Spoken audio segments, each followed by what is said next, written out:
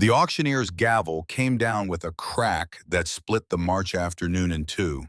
$7. Just like that, I owned 80 acres of Montana land that nobody else in the room had wanted to touch. I was 18 years old. I had $12 left in my pocket, a backpack with everything I owned in this world, and a pair of rusted keys pressed into my palm, so cold they felt like ice. I was standing in a courthouse in a town the maps had almost forgotten, and I was staring at a piece of paper with my name on it, and my name was Wren Caldwell, and for the first time in my whole life, that name meant something. It meant land. It meant a house, even if locals had taken to calling that house the Coffin.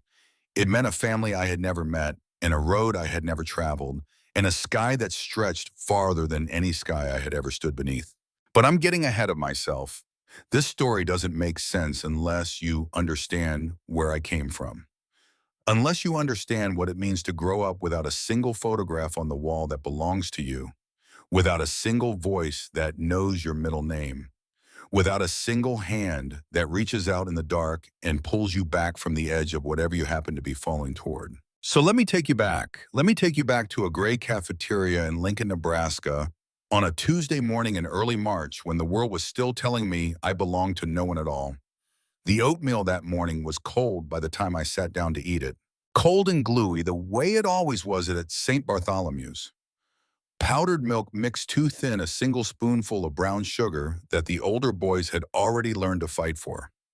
I sat at the same scratch table I had sat at for as long as I could remember, by the same window that looked out onto the same gravel parking lot, where the same gray sedans came and went, carrying social workers who had stopped knowing my name years ago.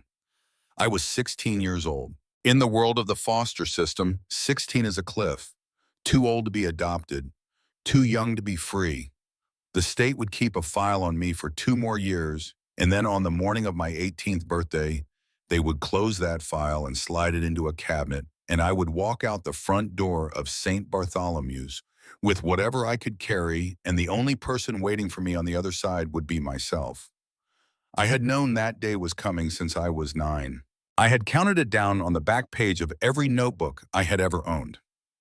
But that Tuesday morning, 2 years before that day, was supposed to arrive. Mrs. Whitaker found me in the cafeteria. She was a tired woman with tired eyes and a tired smile, and she had been running St. Bartholomew's for 22 years.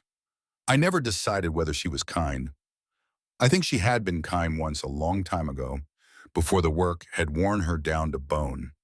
Now she was a woman who answered the phone and signed the papers and stood at the front door waving goodbye to children whose names she would forget by the time she went home for supper.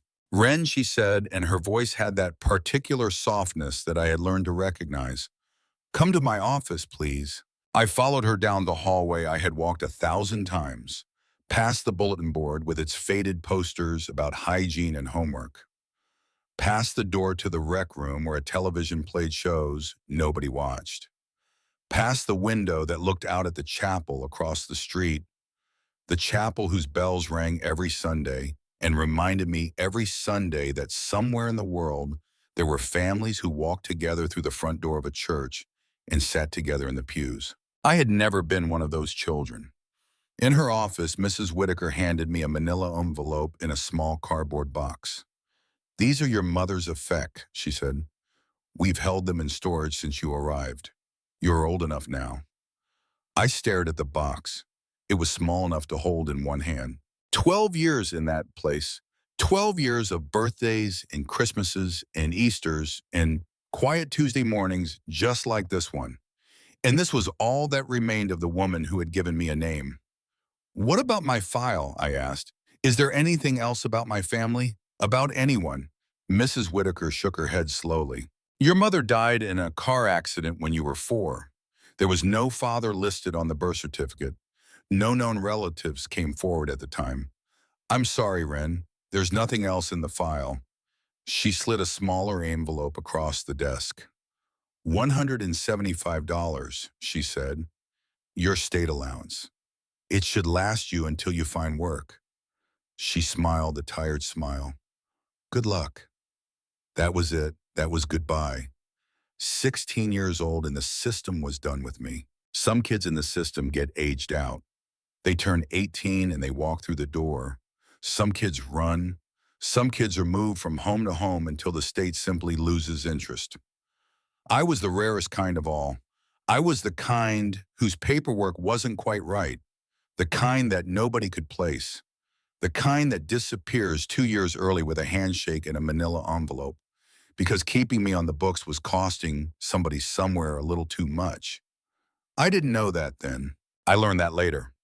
That night I bought a bus ticket west. West because west felt like possibility. West because the sun went down over the prairie in the photograph I had not yet opened. West because every story I had ever read in the orphanage library about people starting over had pointed in that direction, as if the country itself tilted that way. I opened the box in a bus station in Lincoln, sitting under a fluorescent light that buzzed like a wasp.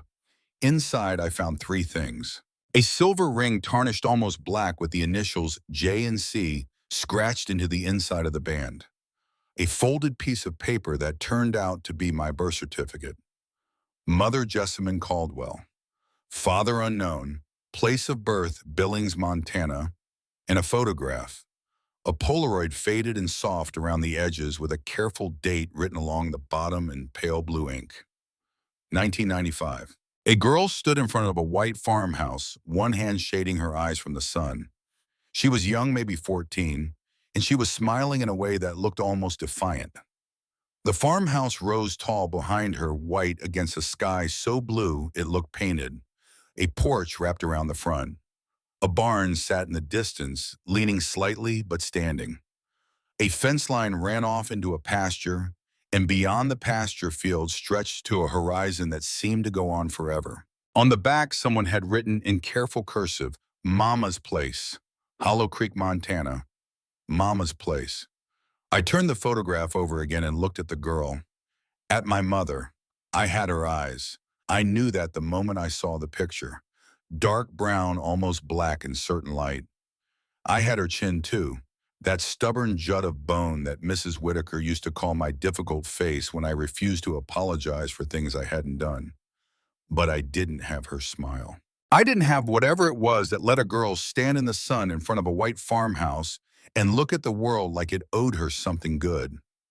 I had nothing.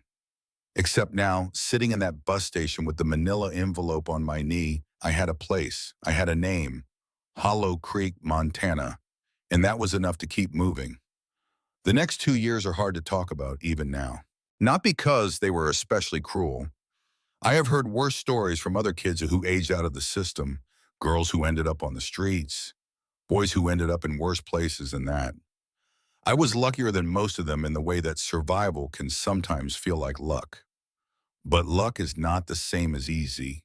And those 2 years taught me things I wish I did not know. I washed dishes in a diner outside Cheyenne until the owner's son cornered me one night in the storage room, and I had to leave through the back door before sunrise without my last paycheck. I picked apples in an orchard near Bozeman until the season ended, and the foreman said there was no more work, his eyes never quite meeting mine. I cleaned motel rooms in a town so small it didn't have a name on the map, only a number. I slept in bus stations when I could afford the ticket somewhere. I slept in shelters when they had room. I slept behind a laundromat one November, curled against the warm vent, and woke up with frost in my hair and a man's boots 3 feet from my face. I do not know if he saw me. I do not know what he was going to do. I left the next day on the first bus that took my cash. I was always moving, always looking, because every library I passed, I stopped. Every computer with a free hour, I sat down and I typed the same words into the same search bar over and over until the words began to feel like a prayer. Hollow Creek, Montana, Caldwell family, Jessamine Caldwell. For 18 months, I found nothing. The internet, as it turned out, was full of people, but it was not full of Caldwells in Hollow Creek. It was not full of records. It was not full of obituaries. Hollow Creek was a town the internet had not bothered to learn about, and the Caldwells, whoever they had been, had not made enough noise for anyone to remember. And then in the public library in Billings on a Wednesday afternoon in late February, I found everything. The records were in the county clerk's digital archive, buried 4 pages deep in a database nobody ever opened. Property records, tax documents, deeds going back to the 1920s. The bones of a place called Hollow Creek lying on a server in a basement somewhere waiting for me. I learned that Hollow Creek had been a real town once. 300 people at its peak back in the 1940s. A feed store, a schoolhouse, a Methodist church with a white steeple, farms spreading out in every direction following the river until it dried up every August. Now the population was listed as 83. Most of the young people had left. The school had closed in 1998. The church held services once a month when a circuit preacher made his rounds across the county. But the property records still existed. And in those records, I found her, Eleanor Caldwell, 80 acres, Section 12, Township 4 North, 1 farmhouse, 1 barn, various outbuildings. Property acquired 1952. Eleanor Caldwell had been my great-grandmother. She had owned that farm in the photograph. She had lived there for 60 years, and according to the county records, she had died in 2012, 6 years before I started looking. I sat at that library computer for a long time staring at the screen. My great-grandmother. I had family, real family. Someone who might have known my mother, someone who, if I had only been faster, only been older, only been born into a different life, might have known me. But she was gone now, and the farm was listed as abandoned. Property taxes unpaid since 2012. Estimated debt, $6,200. And then at the very bottom of the record in red text, a notice. Property scheduled for county auction.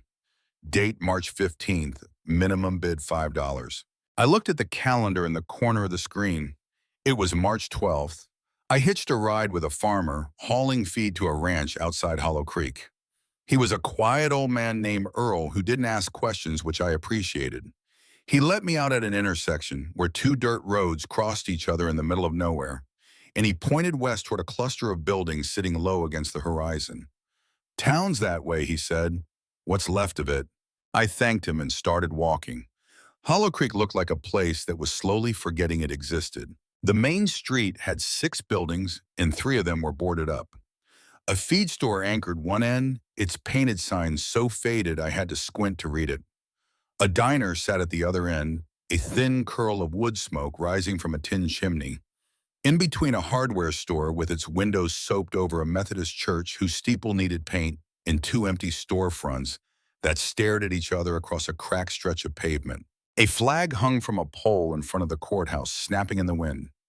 I found the county clerk's office inside a building that also served as the post office, and the public library, all crowded together in 3 rooms with low ceilings and the smell of old wood. A woman behind the counter looked up when I came in. Her name was Doris. She had iron gray hair pulled back into a bun and a pair of reading glasses on a beaded chain, and a face that had seen every kind of foolish stranger that ever walked through her door. "Help you. I'm here about the auction tomorrow."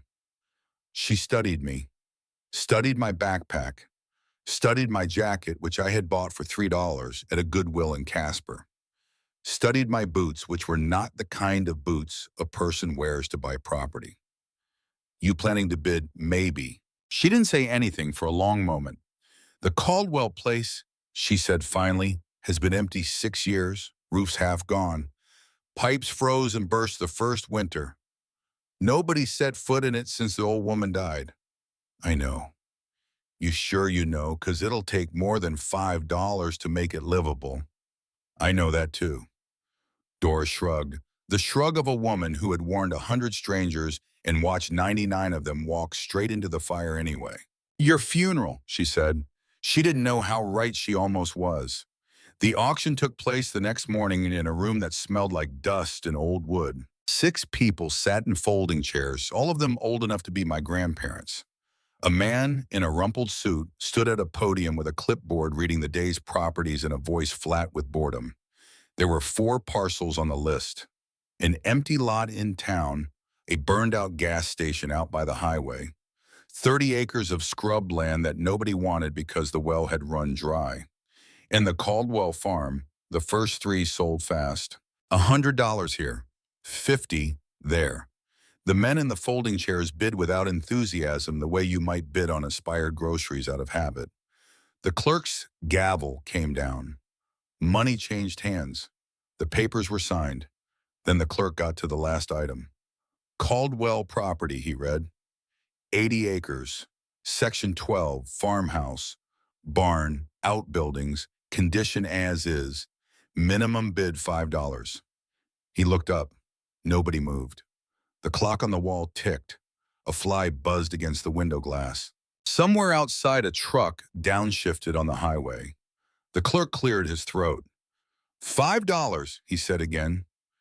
Do I have a bidder? I raised my hand. $7. A few heads turned to look at me. I saw the amusement first, then the curiosity, then the particular kind of pity reserved for children who don't know any better. An old man near the door leaned over and whispered something to the woman beside him, and the woman almost smiled. The clerk blinked at me. $7, he repeated. Do I hear 8? Silence. Going once, he said, and he sounded almost surprised by his own voice. Going twice, the gavel came down. Sold. I walked to the front of the room on legs that did not entirely belong to me. I signed my name on a piece of paper. My hand was shaking. My signature was clear. Wren Caldwell. The first time I had ever written my name on a document that gave me something instead of taking something away. The clerk handed me a receipt and a set of keys. The keys were so rusted they looked like they might crumble at the first turn. Congratulations, he said without a trace of warmth. You've got 90 days to pay $1,500 in back taxes. Otherwise, the county takes it back. I nodded. 90 days, $1,500. I had $40 left in my pocket. I had no job. I had no skills that paid more than minimum wage. I had no one in the world who cared whether I lived or whether I froze in a Montana field by April. But I had land. I had a name. And for the first time in my life, I belonged somewhere. The walk to the farm took almost 2 hours. The road turned from pavement to gravel to dirt. The wind picked up the higher I walked. Fields stretched out on either side of me, brown with last year's grass, and the sky stretched so wide above them that I felt like a small, dark mark on a vast, pale paper. I had grown up in cities, in institutions, in places where the horizon was always blocked by buildings or fences or walls. Here there was nothing, nothing between me and the edge of the world. It should have felt freeing. Instead, it felt terrifying, because the closer I got to the farm, the more I understood what I had bought. The house appeared first. It rose up out of the prairie like something that had grown there by accident and that nobody had ever bothered to remove. White paint peeled from the clapboards in long curling strips. The porch sagged hard on the left side, one post completely missing a hole, gaping where it had once stood. 3 of the upstairs windows were dark holes where glass should have been. Curtains, or what was left of them, flapped through the openings in the wind. The roof was the worst. A corner of it had collapsed entirely, opening the attic to the sky. Even from a quarter-mile away, I could see the dark stain where rain had poured in for 6 winters and rotted everything underneath it. Behind the house, a barn leaned at an angle that seemed to defy gravity. The kind of angle where you knew that if the wind ever blew hard from the right direction, the whole thing would come down in a single afternoon.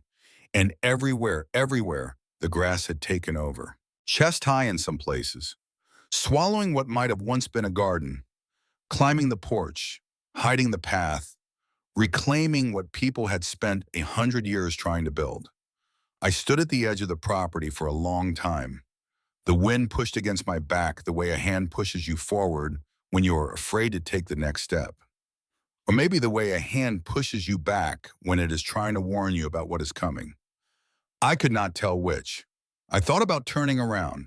I could walk back into town, sell the keys to someone who would pay me $100 to take this problem off my hands, catch a bus to Billings, catch another bus to wherever, find another diner, another orchard, another laundromat vent to sleep against. I had lived that life for 2 years, I knew exactly where it led. It led nowhere. I took a breath, and I walked toward the house. The front door was unlocked. It wasn't even closed all the way. The frame had warped so badly that the door sat at an angle in the opening, leaving a gap wide enough for animals to pass through. And they had. The smell hit me first when I pushed it open. Must, rot, mouse droppings, the particular sweet, sour stench of a building that has been abandoned long enough for nature to begin reclaiming it. I stepped inside. The living room must have been beautiful once. High ceilings with hand-cut beams, a stone fireplace big enough to stand inside, windows that would have let light pour in from 3 different directions, a wide plank floor that had been polished to a shine once by someone who cared. Now plaster hung from the ceiling in long sheets. The floor was soft and dangerous with water damage. A family of something had built a nest in the corner.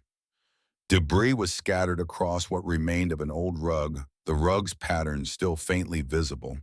Roses and vines wound together in a pattern that had once been red and was now the color of dust. I moved through the room, slowly testing each step before I trusted it with my weight. The kitchen, the counters had buckled. The sink hung loose from the wall, its pipes long since burst. A bedroom downstairs, a mattress reduced to springs and mold. A bathroom, better not to describe, but the bones were there. That was the thing. I could see the bones underneath the damage. Solid walls, strong beams, a foundation of cut stone that had held for 70 years and would hold for another 70 if somebody stopped the water from coming in through the roof. "The bones are good," I said out loud just to hear something besides the wind. My voice sounded small in the empty house, small and hopeful and stupid. I kept walking. In what had been a back room, I found the first sign that someone had really lived here. Not just existed, lived. A bookshelf still standing with books still on it. The pages bloomed with mildew, but the spines were unbroken. A rocking chair by the window, its cushion chewed by mice, but its frame intact. A basket of yarn, the colors faded but recognizable blue and green and a pale dusty rose. And on the wall, photographs. I approached them carefully as if they might crumble at my touch. They were old, black and white some of them. A man in overalls standing next to a tractor, his hat pushed back on his forehead. A woman in a flower print dress holding a baby on her hip, squinting against the sun.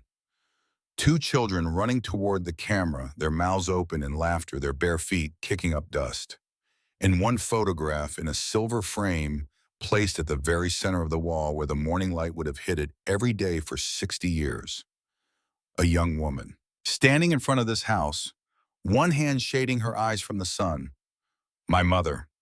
My mother who had been a girl, once a girl with a defiant smile and a future she could not yet see, standing in the doorway of a house that already loved her.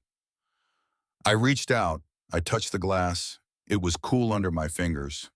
Real. She had stood in this room. She had walked these floors. She had looked at this photograph when she was small and asked who that woman was, and somebody had told her, your mother, your grandmother, your aunt, your kin. She had been here. She had belonged to this place the way I had never belonged to anywhere. I sat down on the floor. I sat down right there in the middle of the dust and the broken plaster and the mouse droppings, and I put my face in my hands and I cried in a way I had never cried in my whole life. Not the silent kind of crying I had learned to do in dormitories where any sound at night brought trouble. The other kind. The kind that comes up from somewhere underneath the ribs from a place you did not even know existed. I cried until my chest hurt. I cried until my eyes had nothing left in them. And then I sat in the silence of that ruined house and I listened to the wind move through the broken windows upstairs, and I thought, this is mine. This is mine. That night I slept in the truck. It was a 1987 Chevrolet pickup, rusted and dusty, parked in what had once been a garage at the back of the property. The keys were still in the ignition. When I turned them, the engine coughed twice and died, but the cab was drohy. The seats were cracked but not moldy. And when I curled up on the bench seat with my jacket as a blanket and my backpack as a pillow, It felt more like safety than anything I had known in 2 years. I dug through my mother's box again before I slept. In the bottom of the box under the birth certificate, I found something I had missed the first time. A folded piece of paper so worn at the creases that it had almost separated into pieces. It was a letter. I unfolded it carefully. The handwriting was not my mother's. It was bigger, older. The hand of a person who had learned to write in a different century in a one-room schoolhouse with chalk on a slate. My dearest Jessamine, I do not know if you will ever come home. I pray every morning that you will. But if you do not, then I want you to know that I forgive you. I have always forgiven you. Whatever happened that night, whatever made you run, none of it matters. You are my granddaughter. You are my blood, and I love you. If you ever do come home, my girl, look under the barn, your grandfather's hiding place. He built it during the war when he thought the world might end. I have kept it up. Everything you might need to start over again is down there. Please come home, Jessamine. Please come home. All my love, Grandma Eleanor. I read it 3 times. The letter wasn't dated, but it had been in my mother's things on the day she died, which meant she had kept it, carried it, folded and refolded it until the paper almost wore through. She had received this letter at some point in her short life. She had read it. She had known her grandmother forgave her. She had known her grandmother was still waiting, and she had not gone home. Why? What could possibly have kept her away from the woman who wrote those words? I lay on the cracked bench seat of my great-grandmother's old truck, and I listened to the wind move across the empty Montana sky, and I made myself a promise. Tomorrow I would find that hiding place. Tomorrow I would find out what my great-grandmother had left for whoever came home. The cold woke me before dawn. March in Montana is not kind to people sleeping in dead trucks. My breath came out in clouds. My fingers were stiff and clumsy when I tried to work the door handle.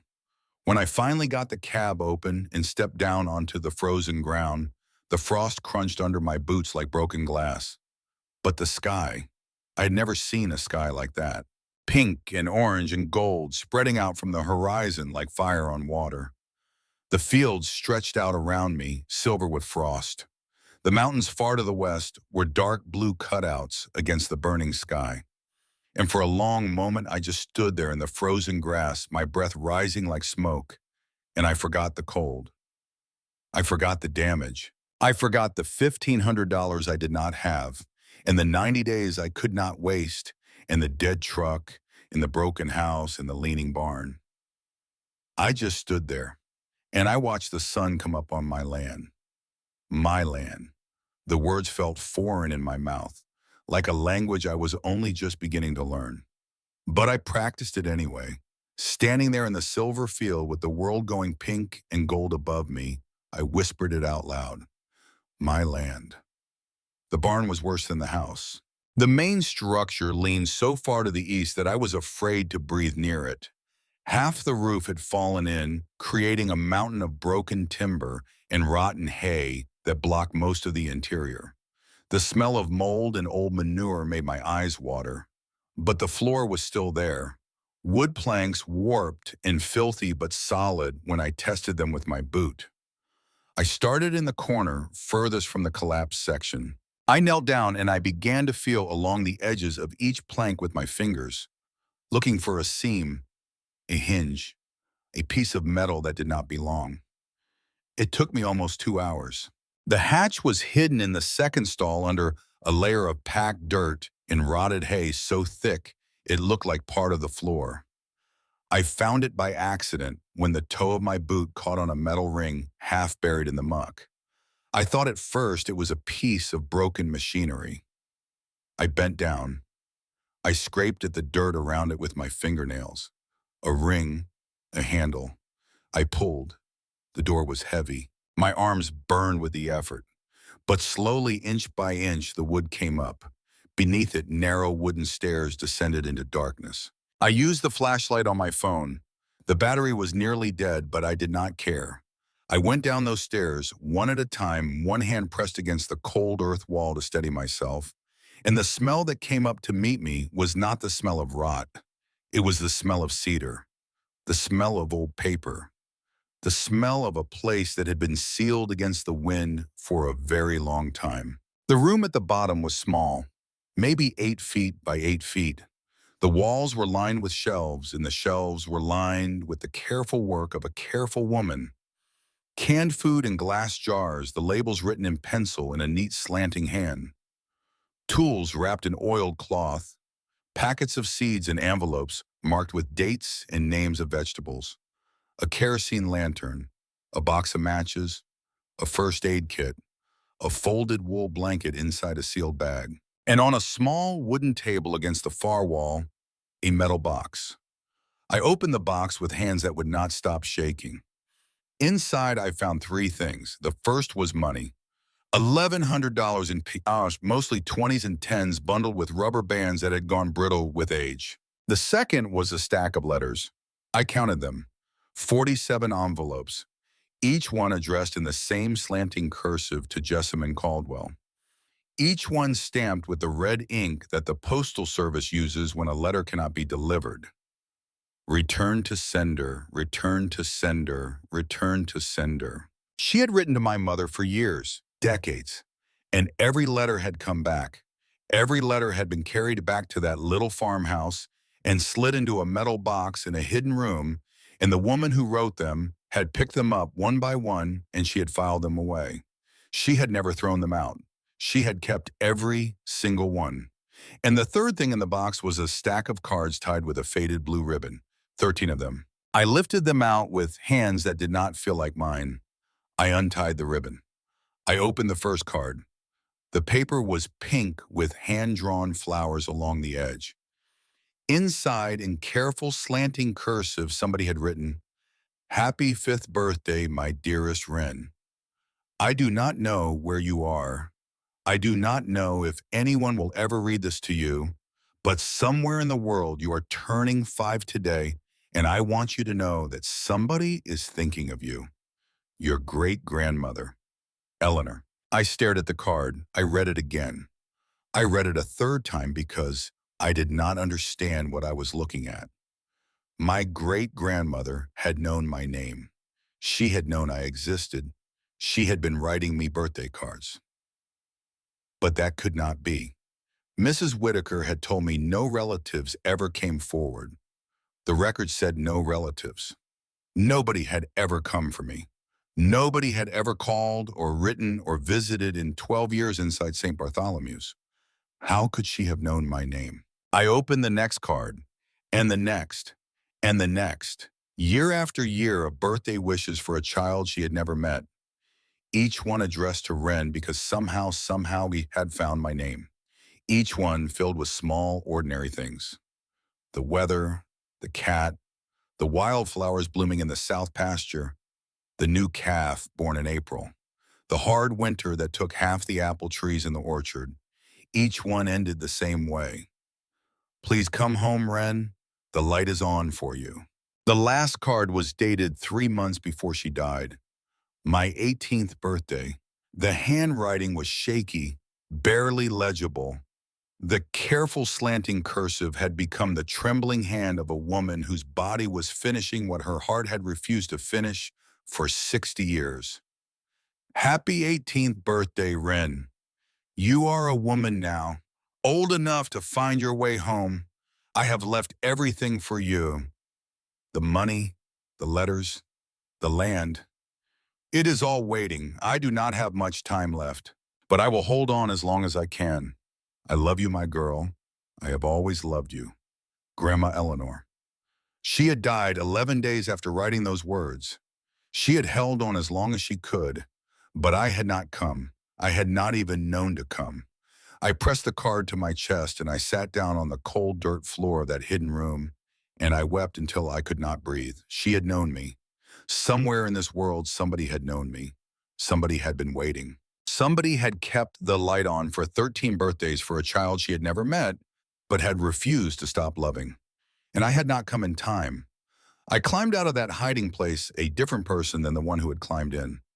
I sat on the edge of the open hatch with the metal box on my knees, and I let the daylight wash over my face, and I looked out through the gap in the barn wall at the field that stretched away toward the road, and I made myself another promise. I was not going to lose this place. I was not going to let it go. Not for $1,500. Not for $15,000. Not for anything. This was the only thing in the world that had ever waited for me, and I was going to be worthy of it. That was the moment I heard the truck. A diesel engine, loud and new, coming up the road from the direction of town. The kind of truck that does not belong on a road like this. I climbed out of the barn just in time to see it pull up at the edge of the property and stop. Black paint polished, chrome wheels, a bumper sticker I could not read from that distance. The door opened. A man stepped out. He was tall, well-dressed in the way men in this part of the country dress, when they want you to know they have money but don't want to admit it. A cattleman's coat, clean boots that had never seen a real field, a hat that cost more than my entire wardrobe. He walked across the grass toward me, and even from 20 yards away, I could see his smile. It was the kind of smile a snake might wear if a snake had teeth. "Miss Caldwell," he said when he got close enough. The way he said my name made it sound like something he had scraped off his boot. "I wanted to welcome you to the neighborhood." I did not put down the metal box. I did not move. "Who are you?" He stopped a few feet away. He looked at the house. He looked at the barn. He looked at me, 18 years old and dirty, and crying, holding a metal box like it was the only thing in the world. "My name is Beauregard Hargrove," he said. "Folks call me Beau. I own the land to the south of you, in the east, and most of the west as it happens." He smiled wider. "I was hoping we might be able to do some business." I said nothing. He waited a moment. Then he tilted his head like a man who has decided to give a slow child one more chance. $3,000, he said. "Cash. Today. You sign the deed over to me, and you can be on a bus to anywhere you want to go by supper time." The wind moved across the field behind him. The grass bent. The sky did not change. I looked at this man, at his clean boots, at his snake smile, at the way he had come up that road on the very first morning I had been here, as if somebody in town had picked up a phone the moment my name was signed at the bottom of that paper. I thought about my great-grandmother.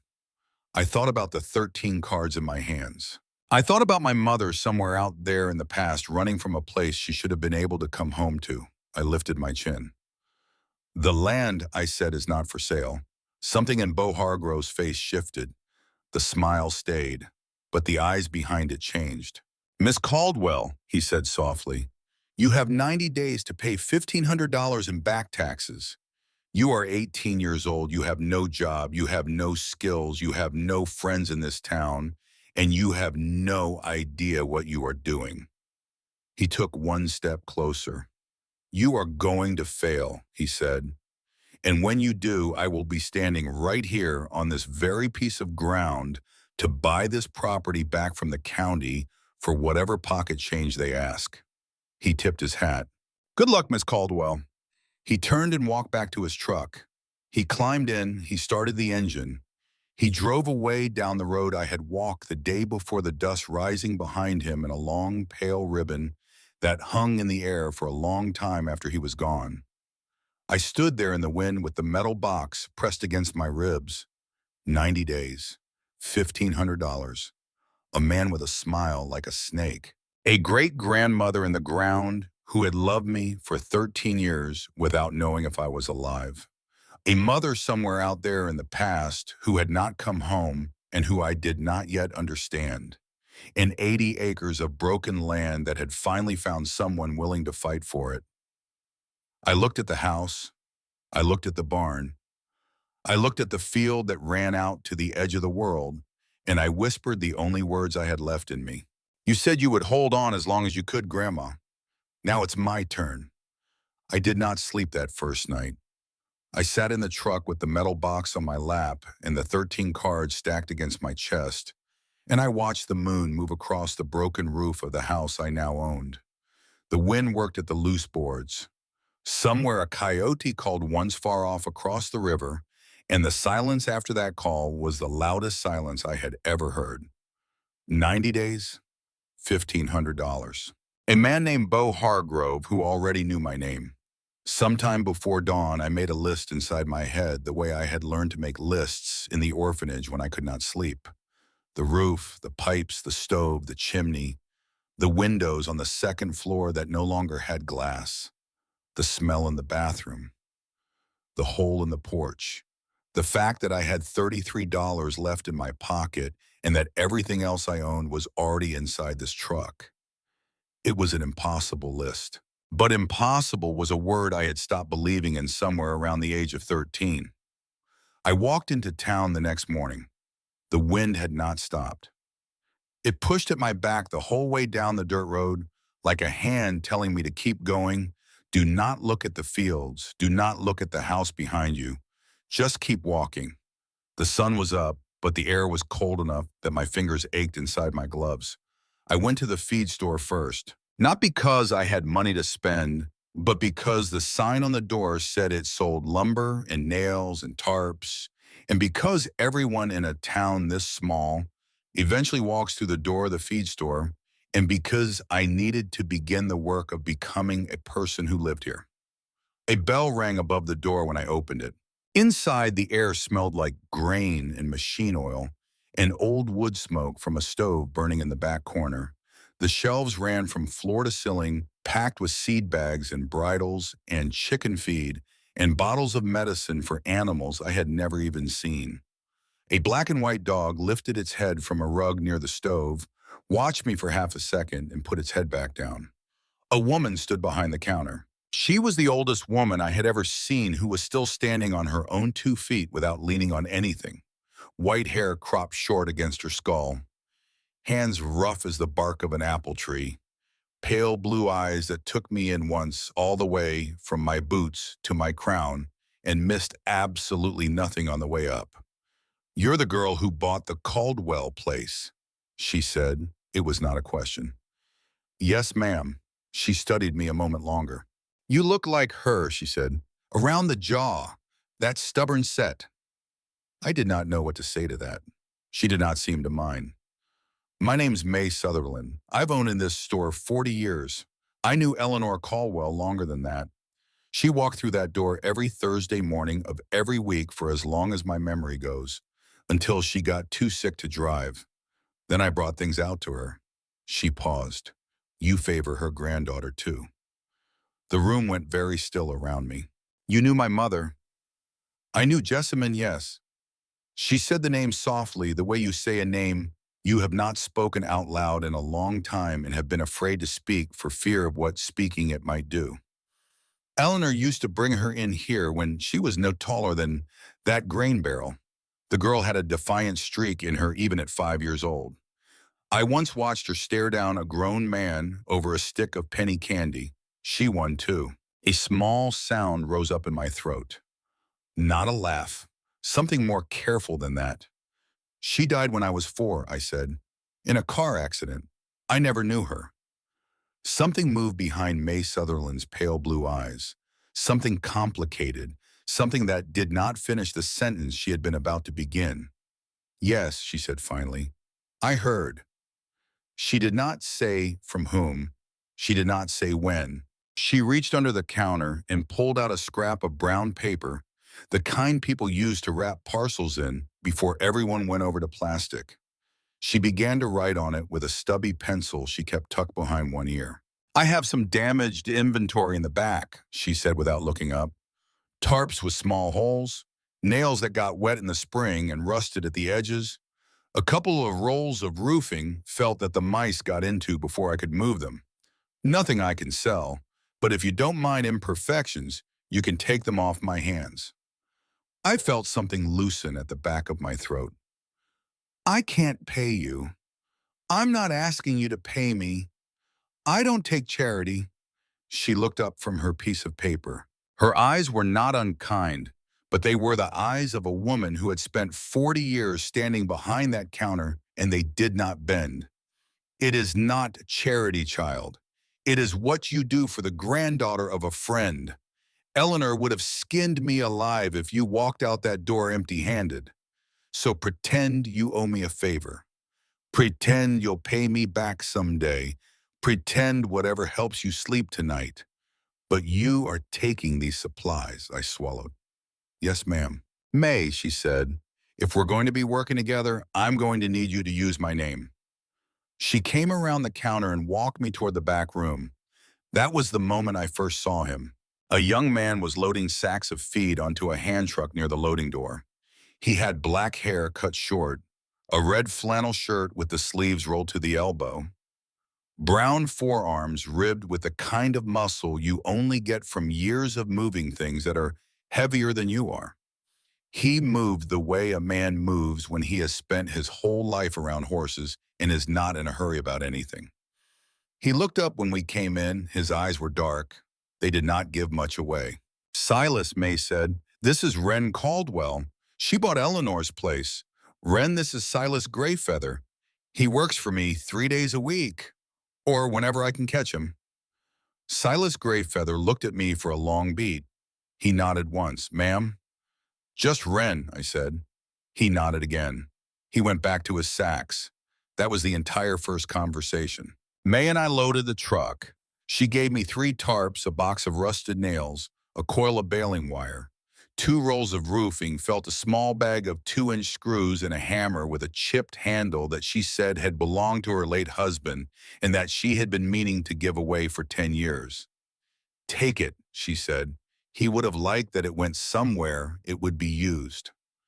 I did not know how to thank her, so I did the only thing I knew how to do. I worked. I worked for the next 6 weeks in a way I had never worked at anything in my life.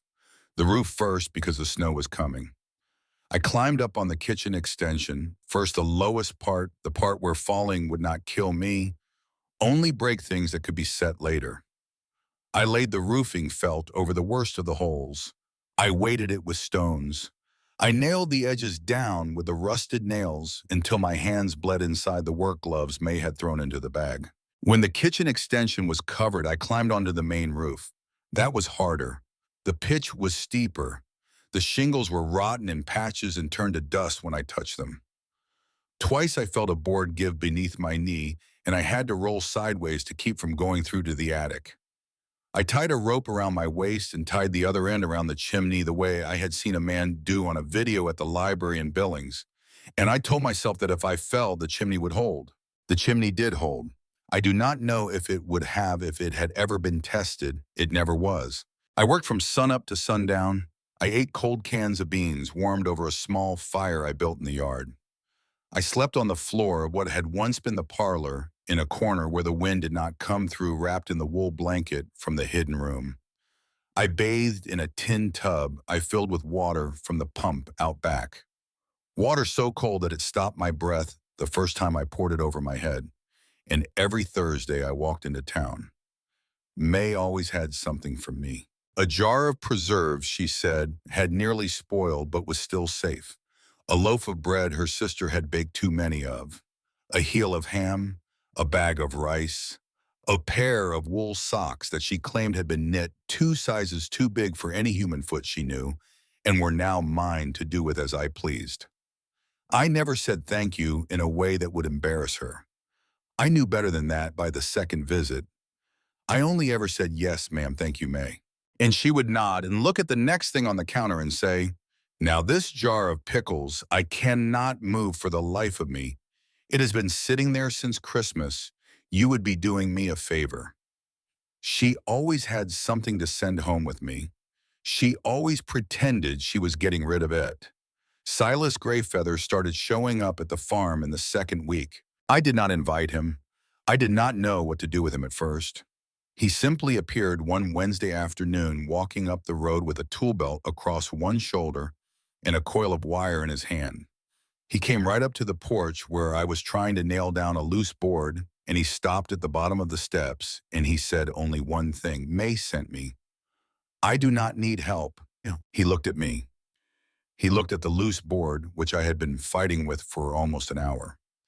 He looked at my left hand, which had a fresh blood blister where I had hit my own thumb 3 minutes before he walked up.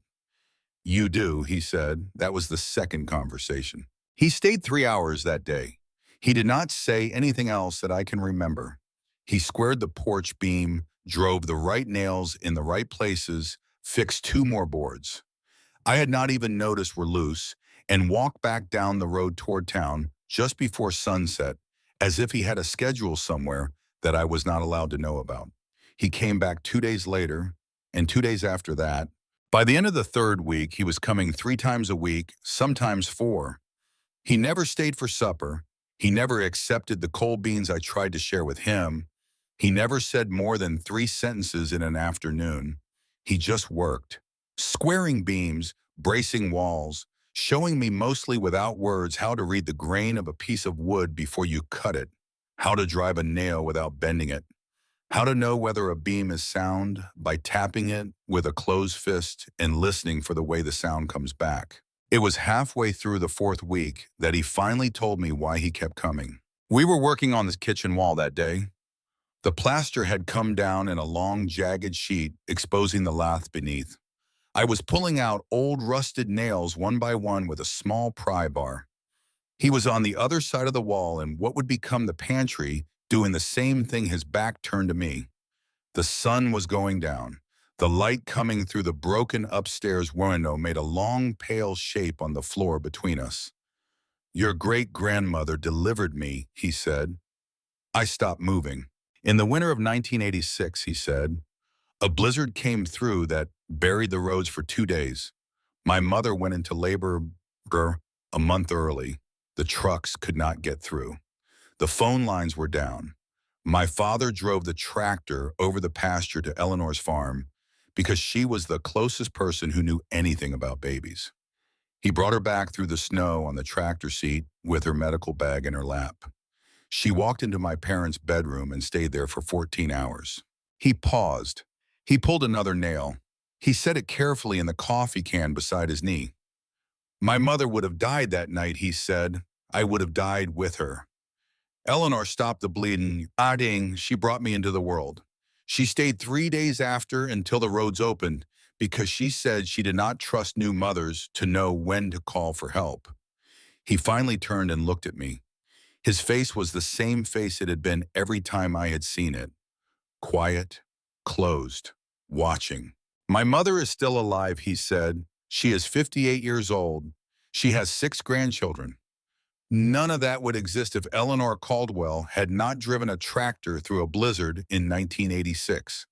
He went back to the wall.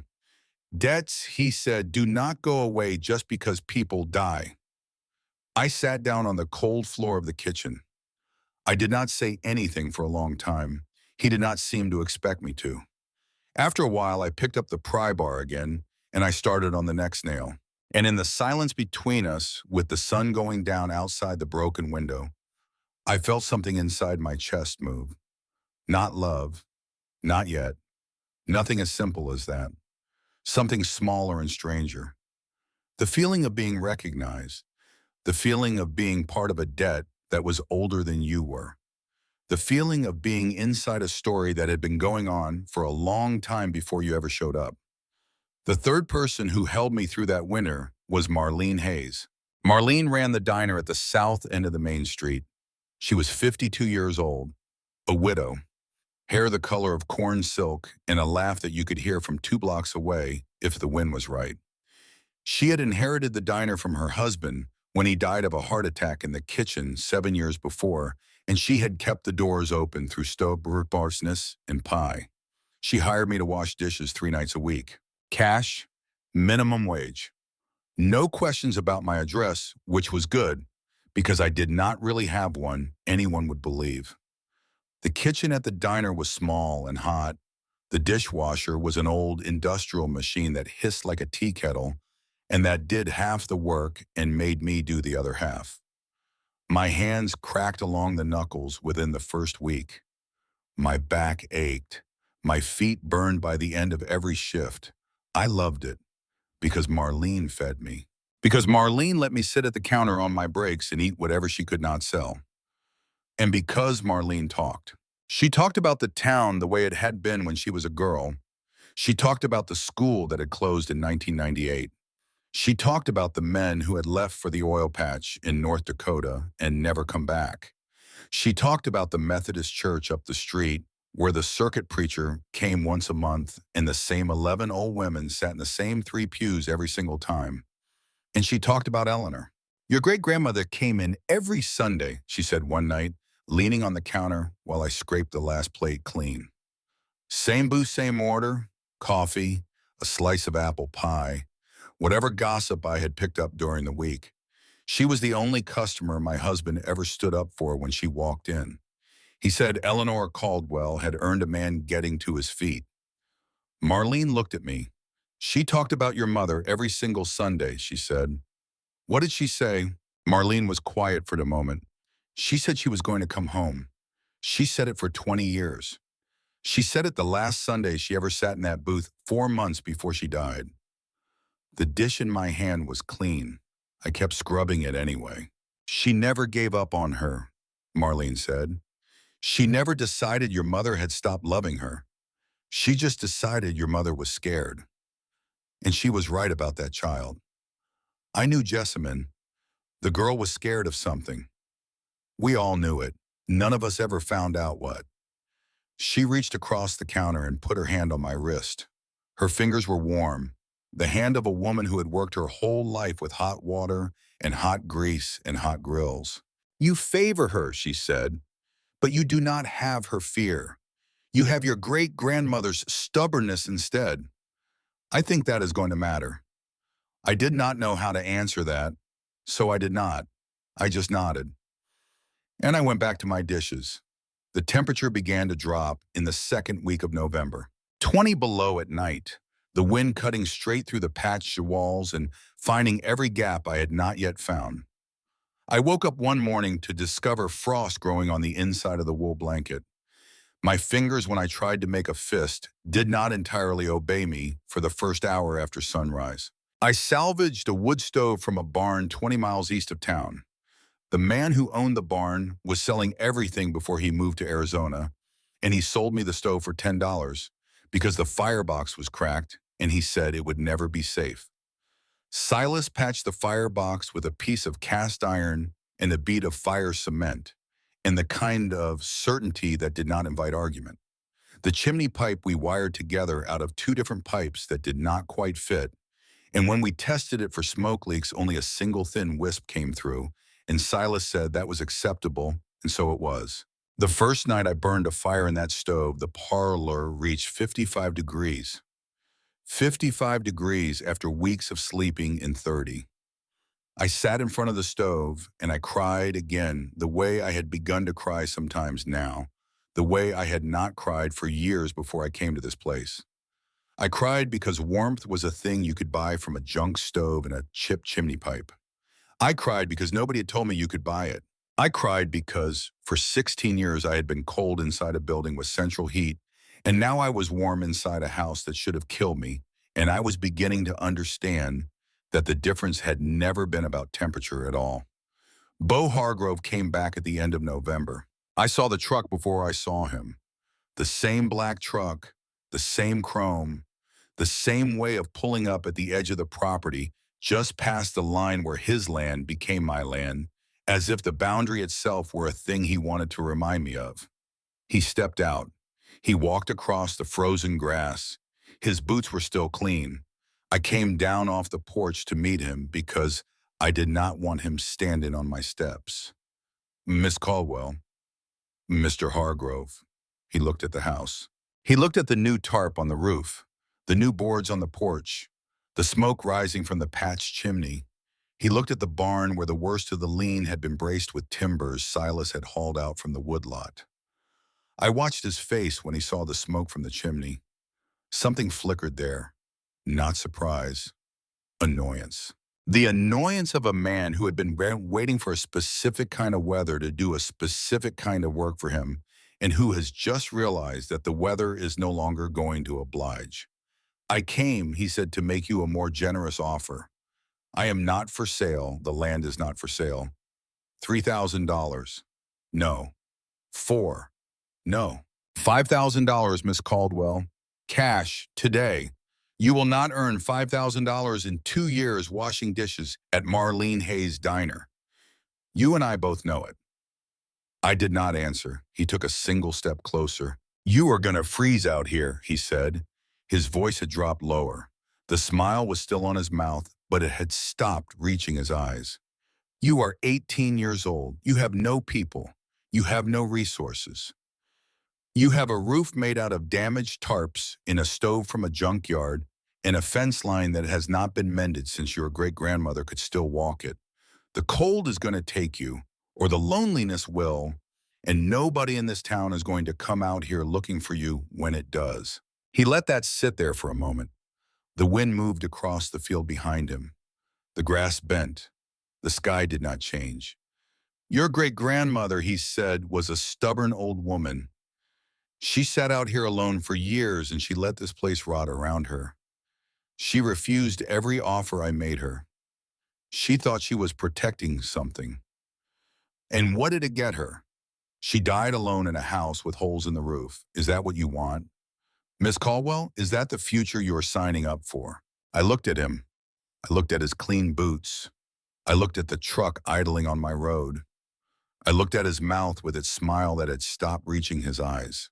And for a moment, I thought about my great-grandmother, about a woman who had walked through the door of May's feed store every Thursday for 40 years, about a woman who had driven a tractor through a blizzard to save the lives of two strangers in 1986, about a woman who had baked pie and sat in the same booth at Marlene's Diner every Sunday for 20 years, telling the same story about a granddaughter who was going to come home, a woman who had written 13 birthday cards for a child she had never met. Did it get her this stubbornness?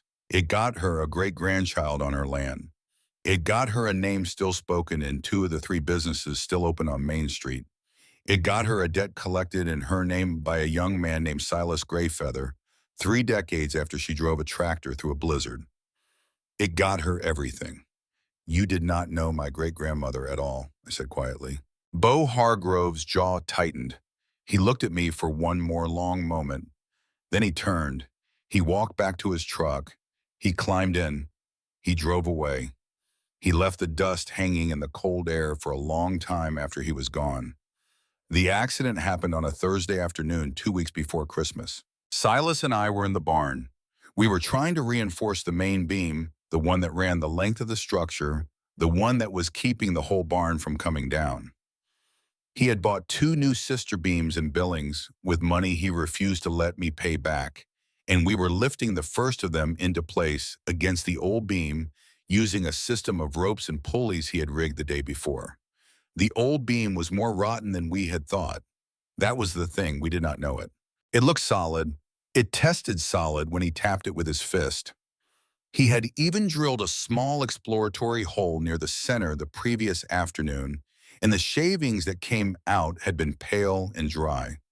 But there was a soft spot near the east end, hidden behind a knot in the wood, hidden where no fist could find it and no drill bit was going to randomly land. And when we lifted the new sister beam into place and put weight on it, the old beam took that weight, and the soft spot took the weight, and the soft spot was the thing that gave first. I heard the crack before I saw anything. It was not a loud crack. It was almost a quiet one. The sound a piece of bone might make inside a body. The sound of structural integrity failing in a way that you would not have caught if you had not been listening for it. Then the second crack. Then the beam came down. Silas saw it before I did. He must have. Because the next thing I remember is being hit hard in the side and being shoved toward the open stall door, and I was on the ground outside the barn with my face in the cold dust, and the sound of the world ending was happening behind me. It happened in about 3 seconds. The east end of the barn collapsed inward. The main beam folded. The roof on that side came down on top of itself. A cloud of dust, the color of old straw, rose up into the cold air and hung there. I could see the cloud from where I was lying. I could not at first understand that it was dust because it did not look like dust. It looked like smoke, and I thought very calmly, the barn is on fire. And then a second later, I thought, no, the barn has just fallen down. And then a second after that, I thought, Silas. I was on my feet before I knew I was on my feet. I was screaming his name before I knew I was screaming. He was under the timber. He was alive. I could see that first because I needed to see it first. His eyes were open. His face was gray. His mouth was open and shut, and open again the way a fish breathes on a dock, and he was trying to say something to me, but no sound was coming out. A piece of the broken beam was lying across his shoulder. His right arm was at an angle that no arm is supposed to be at. I do not remember the next hour clearly. I remember screaming his name once, then deciding to stop screaming because screaming was not helping him. I remember trying to lift the timber and the timber not moving. I remember finding a piece of metal pipe in the wreckage and using it as a lever the way I had once watched a man change a tire and getting the weight off his shoulder by maybe 3 inches, long enough for him to pull himself with his good arm and his teeth clenched partway out from underneath. I remember his face when he tried to move his right arm and could not. I remember running a full quarter-mile across the frozen pasture in boots that were the wrong size for running, stumbling on the rough ground, falling once, getting back up, reaching the road and waving down a pickup truck that I had never seen before in my life, a man inside it whose face I did not even register, only that he stopped and that he had a phone and that the phone got a signal because we were close to the road and that he made the call I could not have made. The ambulance took 35 minutes. 35 minutes is a long time to sit in a half-collapsed barn next to a man who is trying not to scream. He did not scream. He held my hand with his good hand. He told me in a voice that was almost calm that the shoulder was probably dislocated and that one of his ribs was definitely cracked and that he was not going to die in this barn and that I needed to stop crying because if I kept crying, he was going to start and he could not afford the energy. I stopped crying. I held his hand. I watched the sky through the broken roof above us, and I watched the breath of the man I had almost killed rise up into the cold air in slow, pale clouds. The clinic in the next town kept him overnight. Dislocated shoulder, 2 cracked ribs, a concussion they were not entirely sure about. He was going to be fine. The doctor said it twice looking at me because I think the doctor could see that I needed to be told twice. May was at the clinic when I got there. Somebody had called her. I do not know who. She did not yell at me. That was almost worse than if she had. She sat in the plastic chair in the waiting room with her hands folded in her lap, and she did not look at me when I sat down beside her, and after a long time she spoke without moving her head. I told you, she said. I told you that place would kill somebody. May. I did not tell you to stop, child. That was not in my place. That was not for me. But I told you I said it. And you did not listen. And now my Silas is in there with a shoulder pulled out of its socket and 2 ribs broken. And the doctor is telling me he will recover. And that is luck. That is not skill. That is not because the world is fair. That is luck. Do you understand me? I understood her. May, I am so sorry. He is my responsibility, she said. He was working for me. I should have known better. I should have told him not to go out there until that barn was professionally inspected. I knew it was leaning. I knew it, and I did not say a word. So that is on me. That is on me, child, not on you. But she finally turned and looked at me. Her pale blue eyes were not unkind, but they had something in them I had not seen before. Until that boy is on his feet, she said, I would like you to keep your distance from him and from me. I felt my throat close. Yes, ma'am. It is not punishment. It is not anger. It is what I need. Do you understand? Yes, ma'am. She turned her face back toward the wall. She did not look at me again. I walked the 8 miles home to the farm that night because I did not have the money for a cab, and I did not have any way to ask May for a ride. The cold was very deep. The stars were very bright. I did not feel any of it. 3 days later, Bo Hargrove made his next move. He did it without coming to see me. He did not need to. He did it through paper, the way men like him have always done their worst work. He bought the building that housed Marlene Hayes' diner. He owned the lot. He owned the building, he owned the lease, and he doubled the rent overnight.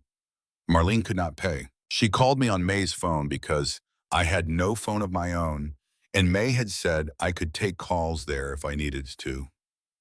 "Honey," she said, her voice was thick. "I am so sorry. I cannot keep you on. I cannot keep myself on. He has doubled the rent. I cannot make it work. I am closing. I am going to my sister's in Billings. I am sorry. I am so sorry."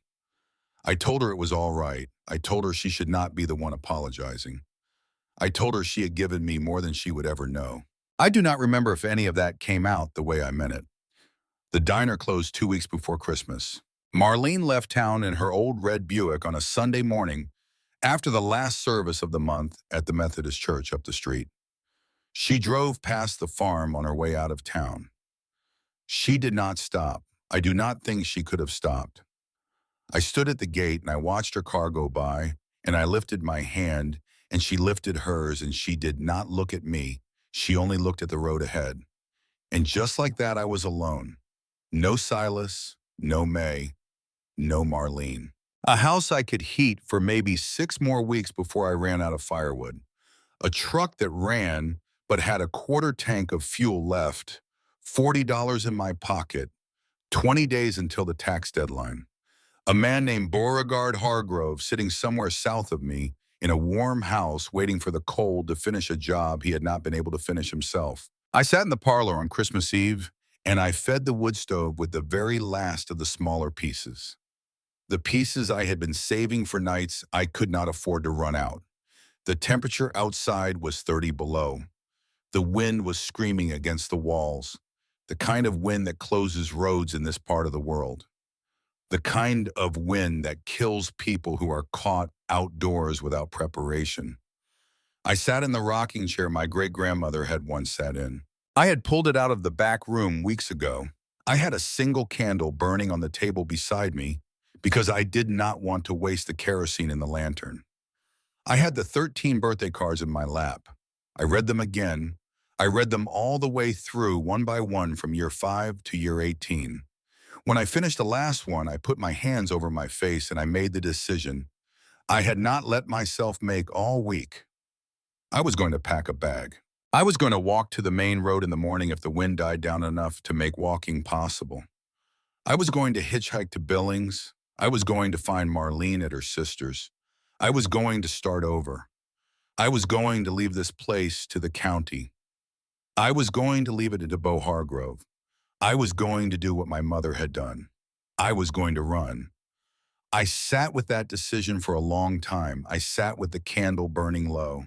I sat with the wind pushing at the walls, and the cold finding every crack, and the 13 cards on my lap. And I thought about a woman who had written my name on pink paper every year for 13 years. And I thought about a tractor going through a blizzard in 1986. And I thought about how I had said 3 months ago, standing in the barn with the metal box on my knees, that I was going to be worthy of this place. I had been wrong. I was not worthy of it. I was 18. I was tired. I was alone. And I was about to do exactly what my mother had done. That was the moment I saw the lights. I saw them through the gap in the curtain over the parlor window, headlights moving up the road from the direction of town. Weaving, not the steady weave of a drunk driver, but the slower, more dangerous weave of someone who was losing control of their car on ice. The lights came up the road. They slowed. They drifted. They came to a stop where the road dipped into the gully that filled with snow every winter. The lights did not move. I waited. A long minute passed. The lights did not move. I got up out of the rocking chair. I put on every layer of clothing I owned. The wool blanket as a shawl over the coat. The scarf wound twice around my face until only my eyes showed. I lit the kerosene lantern because the candle was too small for a wind like this.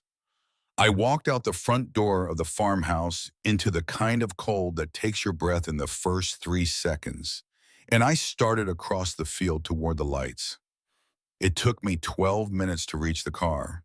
It was a small Honda, the wrong car for this weather, the wrong car for this road. It had slid sideways off the shoulder and into the ditch, and its back tires were spinning slowly against ice that no tire was going to grip.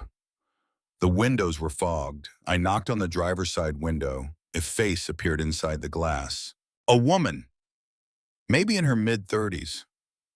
Pale skin, light hair, eyes huge with fear the way eyes get when a person has been afraid for a long time and the fear has nowhere left to go. She rolled the window down 2 inches. Her voice came out of the gap. It was a voice I will remember as long as I live. "My children," she said, "please, my children are in the back. The little one has stopped moving." I looked past her. In the back seat, under a thin blanket, I saw two shapes. A boy, maybe 9, and a smaller shape beside him. A girl, not moving. I did not think. I pulled the door open. I told the woman to get the boy. I lifted the small shape out of the back seat in my arms. She was light, too light. Her face was the color of new ash. Her lips were blue. She did not stir when I lifted her. I started back across the field toward the farmhouse. The wind drove against us. The lantern jumped and shook in the woman's hand behind me. The boy stumbled and got up and stumbled again. The mother sobbed into the scarf wrapped over her face, and her sobs came out as small puffs of white in the lantern light. I did not look at the child in my arms. I did not need to. I had read every word my great-grandmother had ever written in her midwife's journal. I knew what hypothermia looked like at 5 years old. I knew exactly how much time we had, and I knew that the only thing standing between this child and the end of her short life was an 18-year-old girl, a half-patch farmhouse, a wood stove from a junkyard, and the careful instructions of a woman who had been dead for 6 years. I did not have time to be afraid. I did not have time to be tired. I did not have time to walk away from this farm tomorrow. The little girl in my arms made a small sound against my coat. It was not even a cry. It was a whisper of breath. I gripped her tighter, and I bent my head into the wind, and I walked her home. The farmhouse came up out of the dark like the only light in the world. I shouldered the door open with my hip because both of my arms were full of the child, and the wind followed us inside, and the candle on the table guttered and almost went out before it found its feet again. I crossed the parlor in 3 strides. I laid the little girl down on the wool blanket in front of the wood stove, gentle, the way you set down something already broken, to see if you can keep it from breaking the rest of the way. The mother came through the door behind me with the boy under one arm. "Close it," I said. "Lock it. Stand him by the fire, but not too close." She did everything I told her to do without a word. I knelt over the little girl. Her face was the color of paper. Her breath was the smallest thread of breath. Her fingers, when I took them in mine, were already past cold and into something else, the kind of cold that does not feel like ice anymore because it has stopped trying to be ice. I thought very clearly, you cannot warm her too fast. I thought very clearly the journal said, do not warm them too fast. My great-grandmother had written about this. In her midwife's journal, in the back pages where she kept notes on the calls she had made that were not births. The farmer who fell through the river ice in 1974. The drifter found in the equipment shed in 1981. The boy who walked away from a school bus in a snowstorm in 1991 and was found and lived because somebody knew what to do with him in the first hour. Slow was the word she had written in the margin. If you warm the cold blood too fast, it rushes back to the heart, and the heart in its weakened state cannot bear the load and the heart stops. Slow. I peeled the wet outer layer off the child. I left her dry inner clothes on her body because heat against the chest first, not the limbs. I wrapped her in the wool blanket. I picked her up again, and I turned to the mother. You are going to hold her, I said, skin against skin, inside your coat, inside your sweater, her chest against your chest. You are her mother. Your body knows how to do this. You are going to do it for as long as it takes. Do you understand me? The mother looked at me. For a moment, I thought she would not be able to do it. For a moment, I thought the fear had carried her past the point where she could come back. Then she nodded. She opened her coat. She opened her sweater. She took her daughter inside her clothing against her bare skin. And she sat down in the rocking chair that had been my great-grandmother's chair, the chair that had been waiting in the back room for 6 years for somebody to come home and sit in it.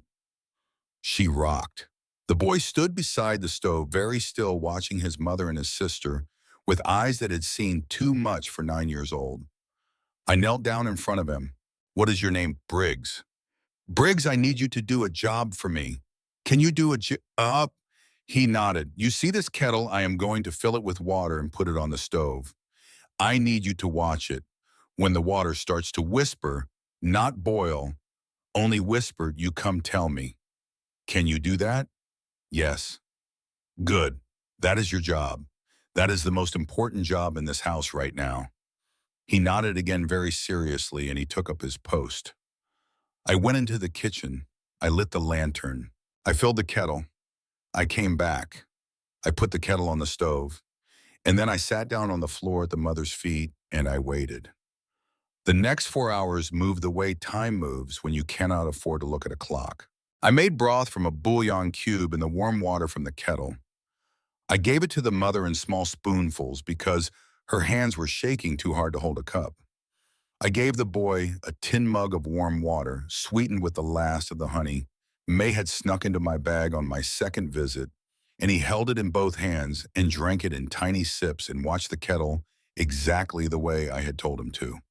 The little girl did not move for a long time. The mother rocked. Her tears came down her face and disappeared into the blanket around the child, and she rocked, and she did not stop rocking, even when I told her she could. Around 3 in the morning, the little girl made a sound. It was a whimper. It was the smallest possible sound a 5-year-old human being can make. The mother heard it. Her whole body folded over the child like a roof closing. "She moved," she whispered. "Did you hear her? Did you hear her, Pigmont?" I had heard her. I had been listening for that sound, the way you listen for the sound of someone you love coming up the porch steps after a long time gone.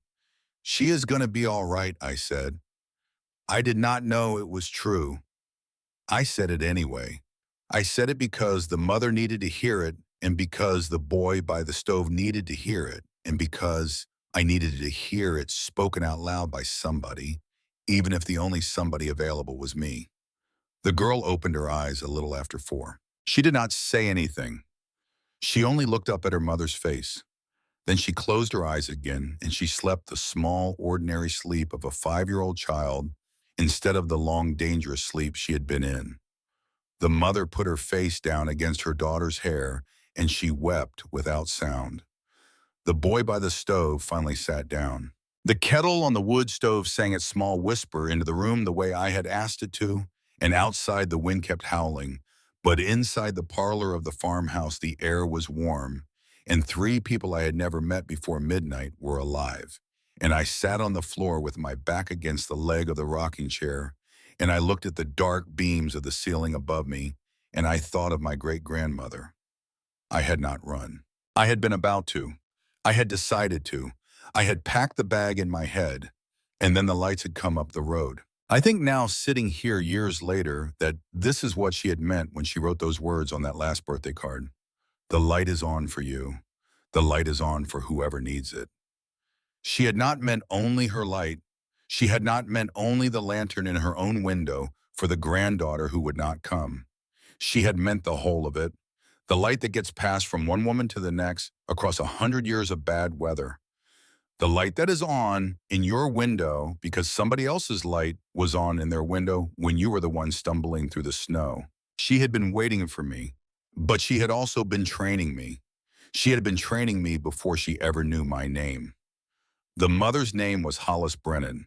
She told me everything in the gray hour just before dawn, while her daughter slept against her chest and her son slept on a folded coat by the stove. She spoke in a low, fast voice, the voice of a woman who had been holding her story inside herself for so long that it had built up a pressure behind her teeth. She had run from a man in Spokane, Washington. He had been her husband for 10 years. He had broken her ribs twice, and her left wrist once. And he had told her the last time that if she ever tried to leave him with the children, he would find her and he would find them, and he would do worse things than ribs. She had emptied their joint account on a Friday afternoon while he was at work. She had put the children in the Honda Civic. She had driven east because east was the direction he would not expect. She had been driving for 2 days. She had not slept. She had only stopped to buy gasoline and warm milk for the little one. She had taken a turn off the highway that her map application had promised would shorten the trip, and the road had narrowed and the snow had thickened, and she had ended up on a county road that no map application should have suggested in a January storm, and the car had slid sideways into the ditch outside my gate. "We were going to die out there," she said. She said it without drama, the way a person says a thing that is simply a fact. Nell was going to die first. She was so cold. She had stopped crying an hour before. I knew that was a bad sign. I did not know what to do. I did not know anybody. I did not know where we were. And then I saw the light. She lifted her head. She looked at the candle on the table still burning low, and at the lantern by the door, and at the orange glow of the wood stove against the parlor wall. "I saw the light in your window," she said, "from the road, from down in the gully where the car was stuck. I saw it, and I thought, somebody is in there. Somebody might come. Somebody might hear us." She looked at me. "You came." I had no answer for that. So I made another cup of warm water with the last of the honey, and I gave it to her, and I sat down on the floor beside her chair, and we watched the candle burn down to its last quarter inch as the sky outside slowly turned from black to deep blue to gray. The storm broke a little after sunrise. The wind died down. The temperature stayed cold, but it was the kind of cold a body could survive. By mid-morning, the sun came out weak and pale, but visible. By noon, the road from town was clear enough that a county plow could have gotten through if anyone had bothered to send one. But nobody was sending a plow today. Today was Christmas. I made breakfast out of the canned beans and a stale heel of bread that Marlene had given me on her last day at the diner, and the very last of the eggs from the chickens I had bought in October. I cracked 4 eggs into a single skillet. I fed the children first. I fed Hollis second. I ate what was left standing at the counter because there were only 3 chairs at the kitchen table. A truck came up the road around 1 in the afternoon. I heard it before I saw it, the slow, careful sound of a heavy diesel coming up a road that had not been cleared. I stepped out onto the porch. I watched the truck come. It was an old pickup, maroon paint, a dent in the front fender, a rifle rack in the back window with no rifle in it. It pulled up in front of the house and the engine cut off and the door opened, and Silas Greyfeather climbed down out of the cab. His right arm was in a sling. He moved like a man who was trying very hard not to move. "May is in the truck," he called. His voice carried in the cold, quiet air. "She wants you to know she would have driven herself if I had let her. But the road was bad, so I drove. I came down off the porch. I crossed the frozen yard. I stopped about 10 feet from him. He did not move toward me. 'She wants to talk to you,' he said, 'if you will hear her.' I went to the passenger window. May was sitting inside the truck with her hands folded in her lap and her eyes straight ahead. She had a casserole dish balanced on her knees, wrapped in a checked cloth. There was steam coming off it through the cloth, which meant she had cooked it that morning, which meant she had cooked it on Christmas Day. She rolled the window down. She did not look at me at first. 'I heard,' she said, from Doris at the post office, 'that a stranded car was reported on the radio last night and that nobody knows what became of the family inside it. I thought I might come out and ask if you had seen them.' 'They are in the parlor.' 'Are they all alive?' 'Yes, ma'am.' She closed her eyes for a long second. She opened them again. She turned her head, and for the first time in 2 weeks she looked at me. I had been wrong in the waiting room of the clinic. The thing I had seen in her pale blue eyes that night had not been blame. It had been fear. The fear of a woman who had loved one too many people in her life and had buried more of them than she had buried bills, and who had been told suddenly that another one of them had nearly slipped through her fingers because she had not raised her voice in time. That kind of fear can look like anger. I had been 18. I had not known the difference yet. I was wrong, she said, about what I asked of you, about telling you to stay away from him. He was already coming out here on his own, you know. He was coming out here long before that barn fell. I knew it. I knew it, and I let myself pretend otherwise because I needed to be angry with somebody, and you were the closest thing to hand. May. Let me finish, child. I let her finish. I knew Eleanor better than anyone alive, she said. She was my friend for 60 years. And she would have come out here in this same truck on this same Christmas afternoon with this same casserole if I had been the one in your shoes and she had been the one in mine. So I am here, and I am sorry, and I would like to come in if you will let me and meet the family you saved last night and put this dish on your table because it is going to get cold otherwise. I stepped back from the window. I opened the door for her. I helped her down out of the cab because she was 71 years old and the running board was high. Silas waited by the back of the truck. He did not come inside. Bring him in, May said without turning around. I cannot lift this casserole one-armed, ma'am, he called back. You are not bringing in the casserole. I am bringing in the casserole.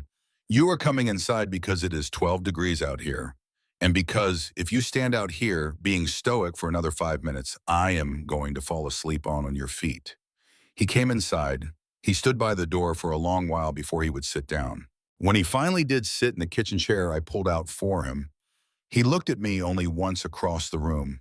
The look did not last more than a second. But what it said was, I am glad you are still here. And what it said was, I knew you would be. I think I learned something then about how grown men in this part of the country say the things they cannot find words for. They drive over on bad roads. They sit down in your kitchen. They look at you once, and then they look at the wall. And the look is the sentence. Hollis stayed. I did not ask her to. She did not ask me. We did not have a conversation about it for almost a week. The road stayed iced over, and her car was still in the ditch with a cracked oil pan, and her son and her daughter slept on the parlor floor under every blanket I owned.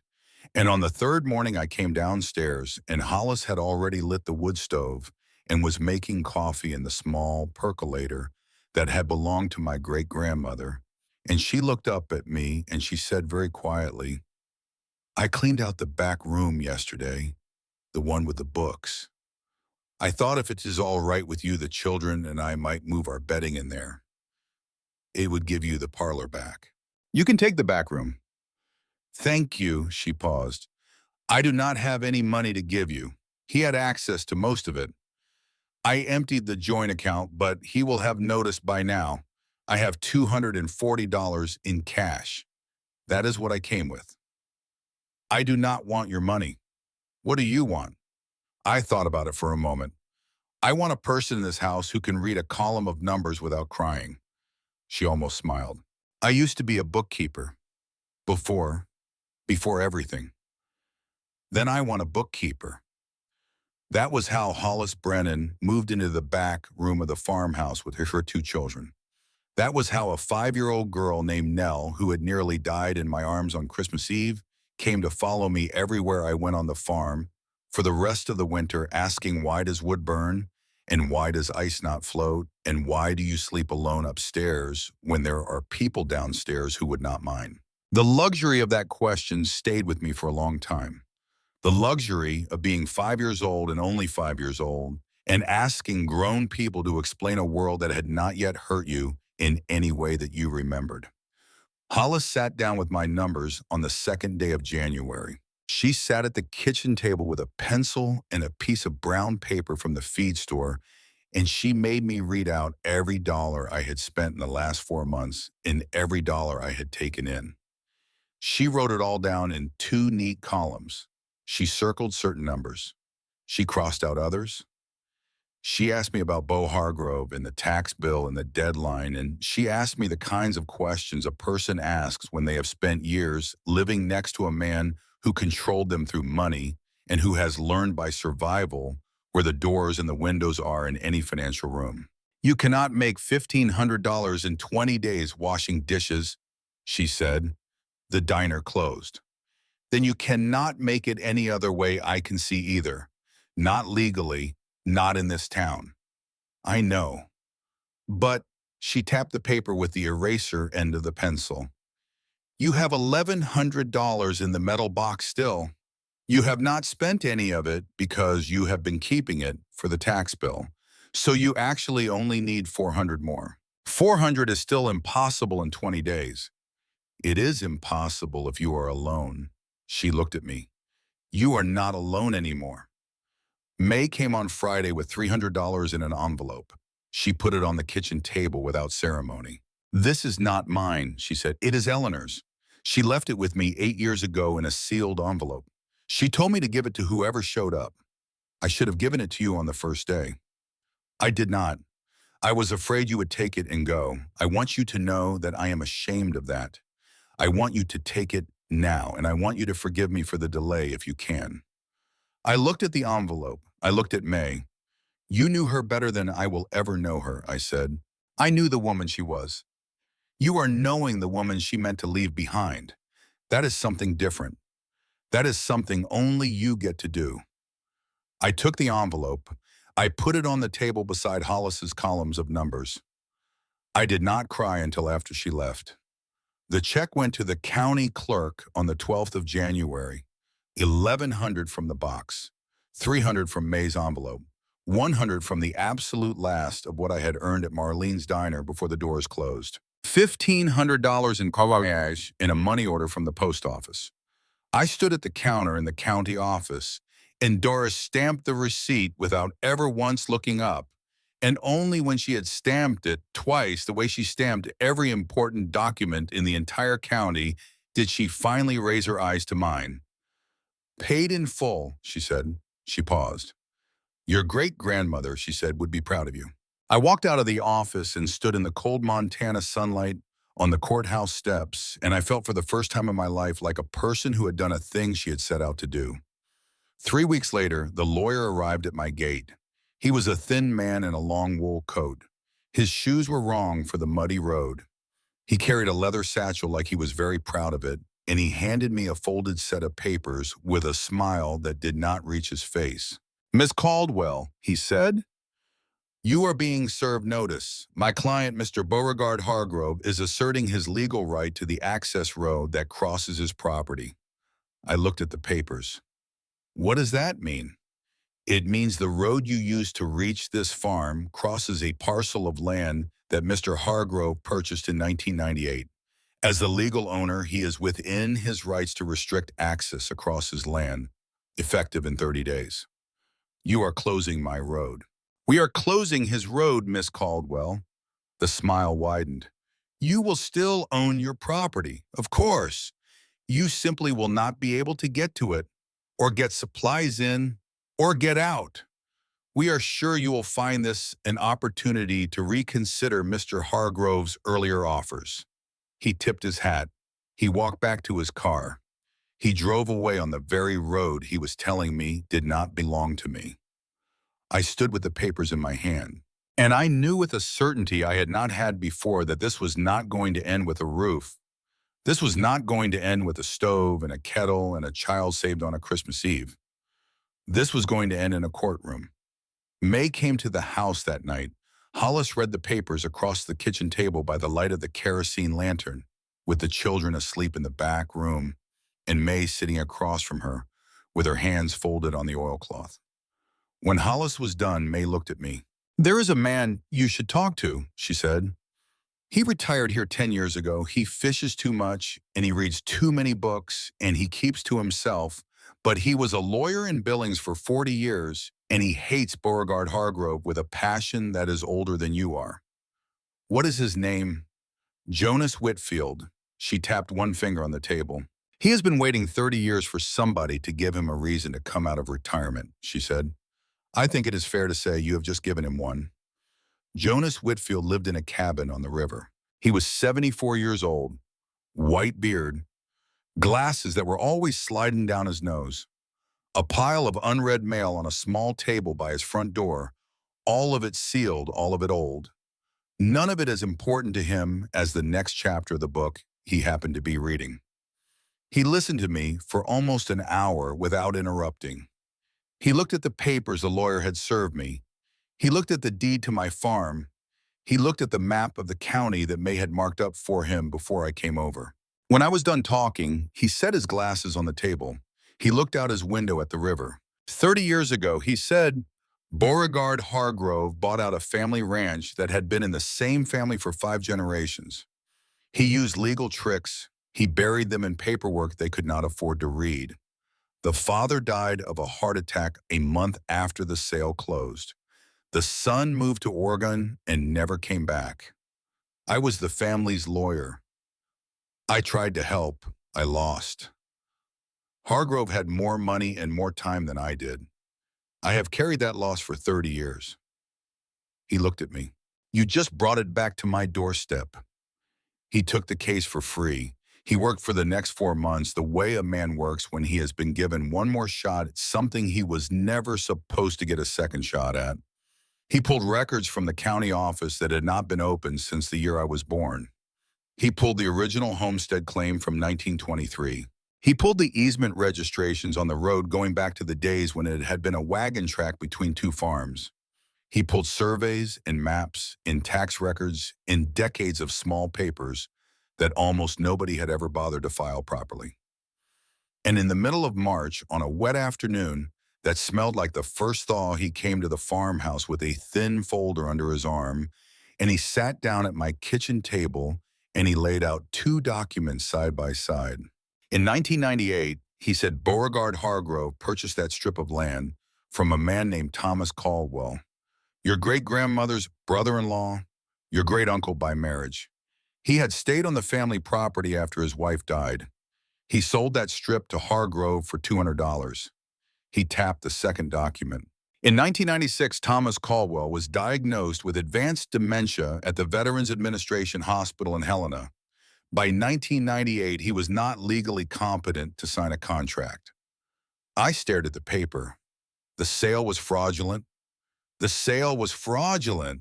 It was never challenged because Thomas died 3 months after the sale closed, and your great-grandmother apparently did not know the details, or could not afford to fight them, or... He paused. There is a third possibility, he said more carefully. May told me to ask you to come back here on a different day to talk about it. She said there was an envelope she has been carrying for 26 years that I would need to see before we walked into a courtroom. That was the first time I heard about the envelope. May brought it on a Tuesday evening in late March. She put it on the kitchen table the way you put down a thing that has been heavier than you for a very long time. It was a manila envelope sealed with brown tape that had aged almost to the color of the paper itself. The flap was marked with my mother's handwriting. I had only seen my mother's handwriting once before on a single grocery list found in the box of her effects, but I knew it. To my daughter if she comes home. May did not sit down. Jessamine left this with me on the night she ran, she said. She was 17 years old. She came to my back door at 2 in the morning. She gave me this envelope, and she gave me $100 in cash, and she asked me to drive her to the Greyhound station in Billings. She said if she stayed in Hollow Creek, somebody she loved was going to die. She did not say who. She did not say how. She told me to keep this envelope until somebody of her blood came back to ask for it. May looked at me. You came home in March. I did not give you this envelope in March. I thought you would leave. I thought you would do what your mother had done. I held it because I was afraid for you. I am giving it to you now because you have earned the right to it 3 times over, and because you are about to walk into a courtroom against a man who took everything from too many people, and because I am ashamed of myself for waiting so long. She slid the envelope across the table. She left. I did not open it for 2 days. I did not open it because I was afraid of what was inside. I opened it on a Thursday night. The wind was quiet. The children were asleep. Hollis was reading by the lantern in the parlor. May's casserole dish from Christmas returned to her and brought back 2 more times since was empty on the counter. I sat down at the kitchen table. I broke the seal. Inside were three things. The first was a photocopy of a sheriff's complaint dated November of 1998, signed in my mother's handwriting. Jessamine Caldwell, age 17 of Hollow Creek, Montana, alleging that Beauregard Hargrove had forged the signature of Thomas Caldwell on a property sale dated October of that same year. The complaint had been received by the sheriff's office. It had been stamped, and then 24 hours later, it had been stamped again. Dismissed.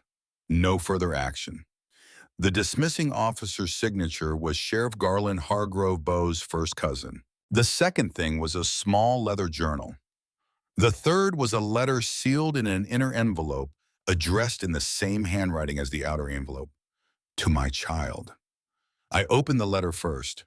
I read it in the steady yellow light of the lantern, while the wind outside the farmhouse did not move, and the world did not seem to make any sound at all. My child. I am writing this letter because I do not believe I'm going to be able to come back to tell you these things in person.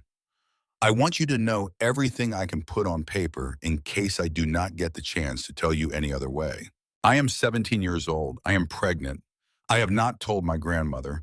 I am going to leave Hollow Creek tonight on the late bus to Billings, because if I stay, a man named Beauregard Hargrove is going to do what he has told me he is going to do, which is kill my grandmother in her own house. He told me this on Tuesday afternoon behind the feed store with his hand around my arm, hard enough to leave bruises. He told me that he had found out about the complaint I filed with his cousin's office. He told me that the complaint had already been dismissed. He told me that nobody in this town was going to listen to a 17-year-old girl over a man like him.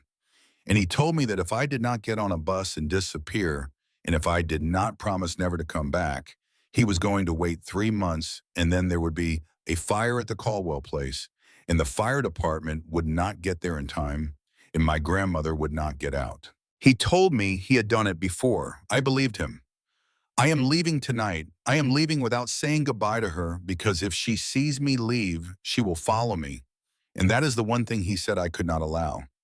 I am taking nothing with me except this envelope, which I am going to leave with May, and a small ring that belonged to my mother. I am going to make my way as best I can.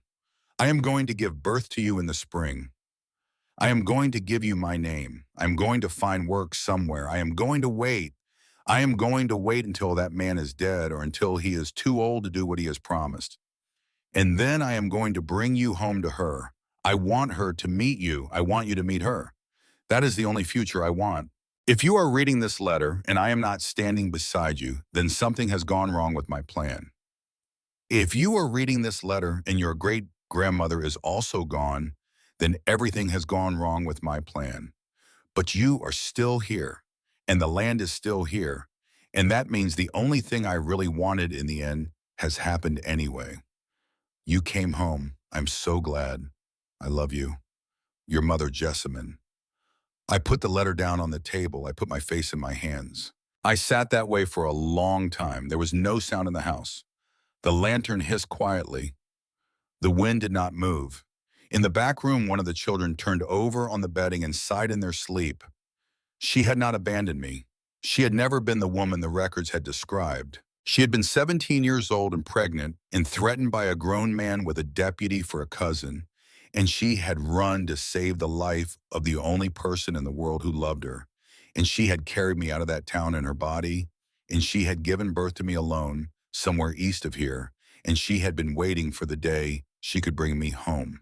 And then she had died 4 years later in a car accident that I did not yet know the location of, and that I now understood with a sudden cold certainty had taken place not in some unknown place the way I had been told my whole life, but somewhere on the road back to Montana. She had been on her way home. She had been on her way to the woman who had written 13 birthday cards she would never live to send.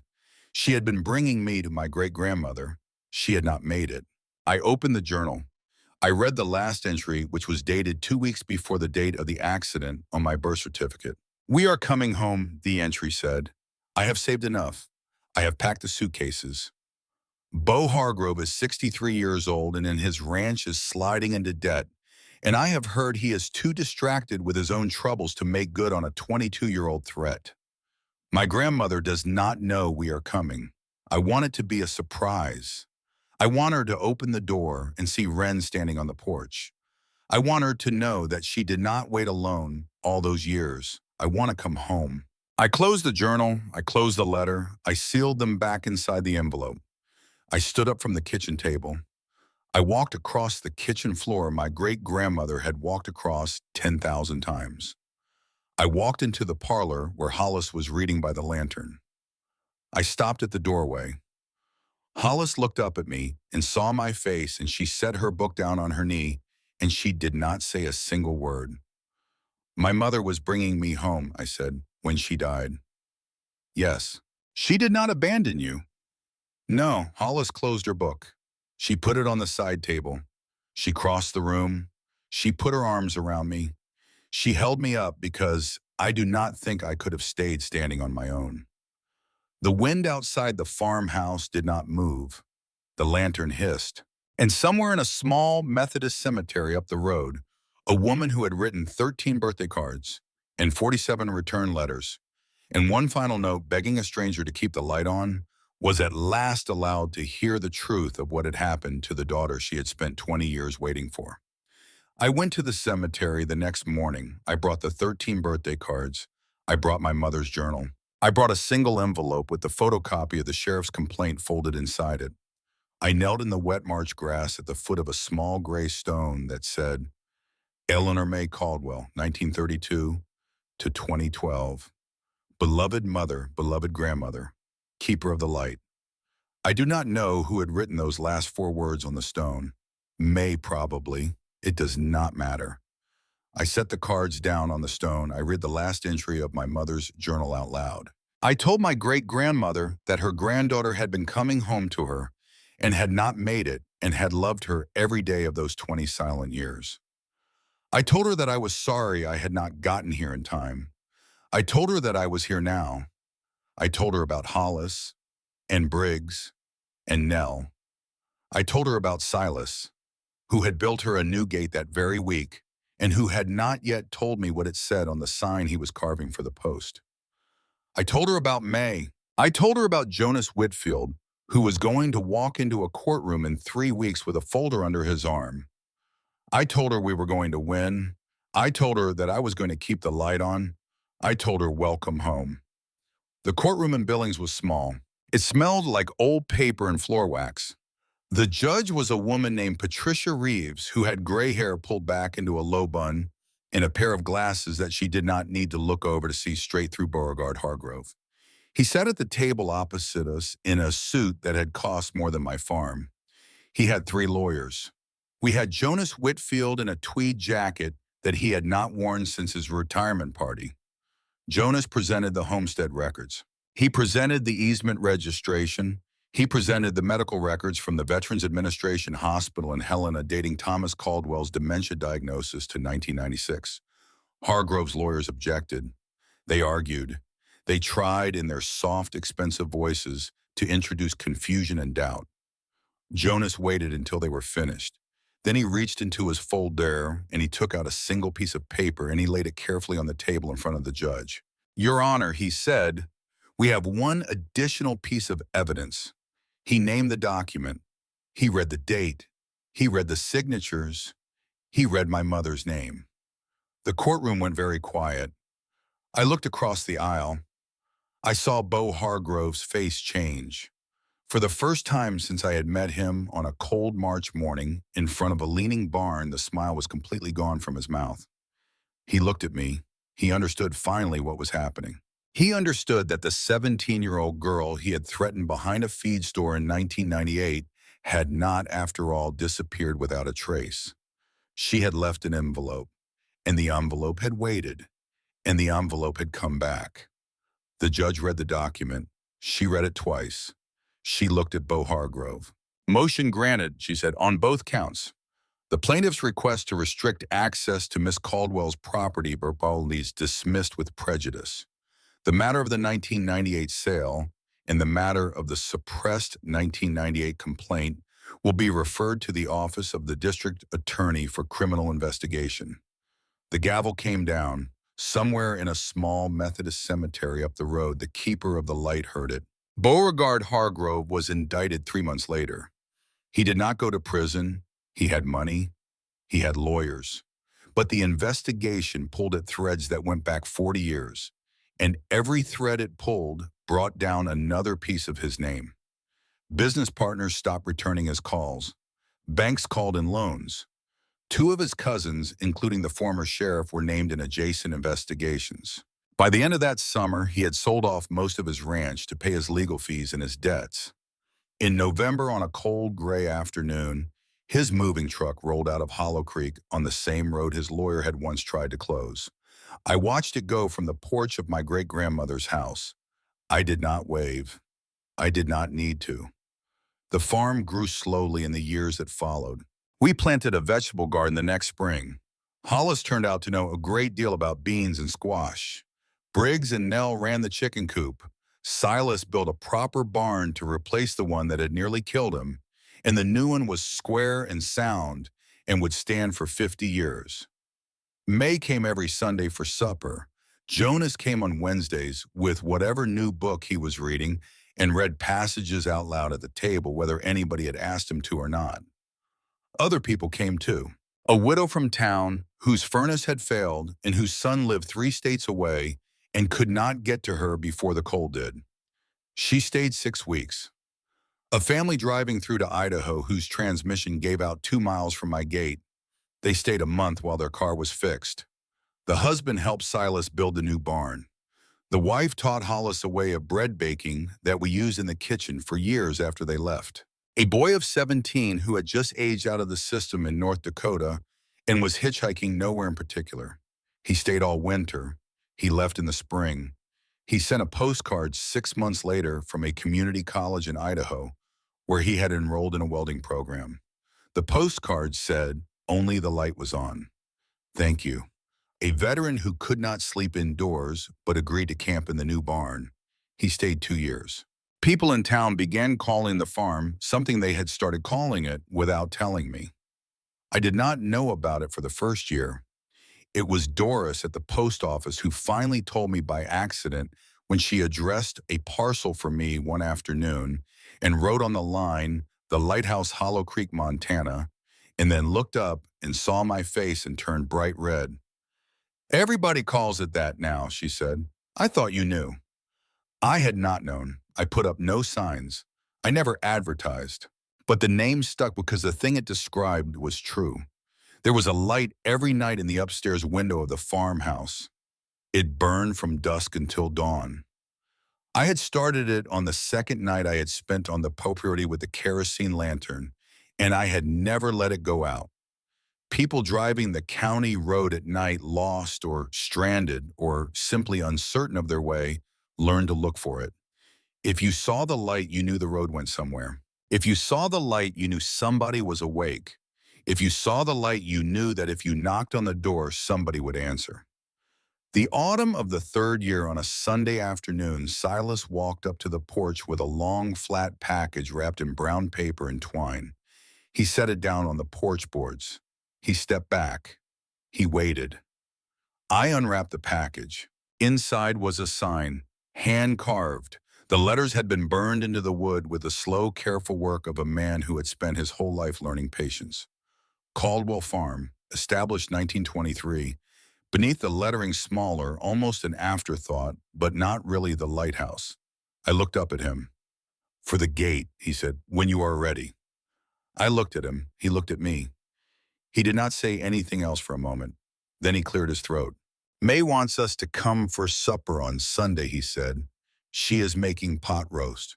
She said us. Us. That is the word she used.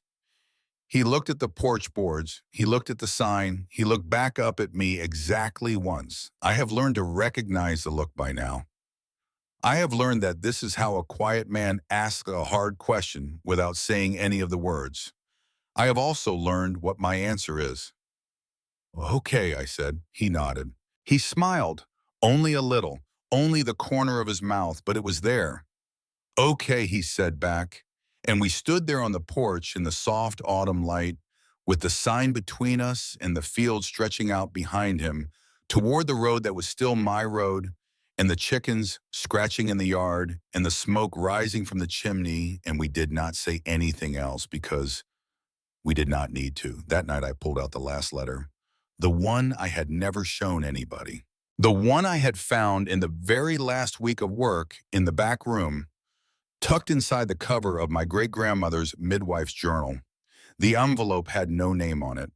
It said only in her trembling hand, for whoever finds this place. I read it again by the lantern at the kitchen table. My dear one, if you are reading this, then I am gone and you have come home. I do not know who you are. Maybe you are Jessamine finally returning. Maybe you are her child or her child's child. Maybe you are a stranger who took a wrong turn off the highway in a snowstorm. It does not matter. You are here now. You found this place, and that makes you family. This land has been in our family for almost 100 years. It has seen hard times and good times. It has buried our dead and raised our children and held us when we had nowhere else to go. It will hold you too. All I ask is this: keep the light on, not for yourself, for whoever comes next, for whoever is stumbling along a road in a storm, for whoever needs a place to rest, for whoever needs to be reminded that they are not, after all, alone. We are never alone. Not really. The people who love us leave pieces of themselves behind in the land and in the walls and in the light that burns in the window. They are still here, and now so are you. Welcome home, my dear one. Your grandmother. Eleanor. I folded the letter carefully. I put it back inside the journal. I put the journal back on the shelf. I walked to the upstairs window. I checked the lantern. The flame was steady. The light reached out across the dark fields and across the empty road and across the cold Montana night. And it touched the world the way one small light always touches the world, which is to say, it touched it everywhere. I stood at the window for a long time. 3 years ago, I had bought 80 acres of broken dreams for $7. I had been 18 years old. I had owned nothing. I had been no one. I had belonged to no place at all. Tonight I had a farm. I had a family. I had a name that had been waiting on a door in a Methodist cemetery for me.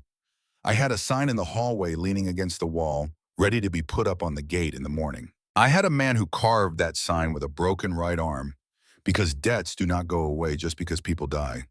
I had a mother who had not abandoned me. I had a great-grandmother who had loved me before I was born. I had a light in the window. I had everything. I leaned my forehead against the cold glass. I whispered the words she had taught me to whisper. I am home, Grandma, and I am not going anywhere. Outside, the wind moved softly across the fields. The light burned on.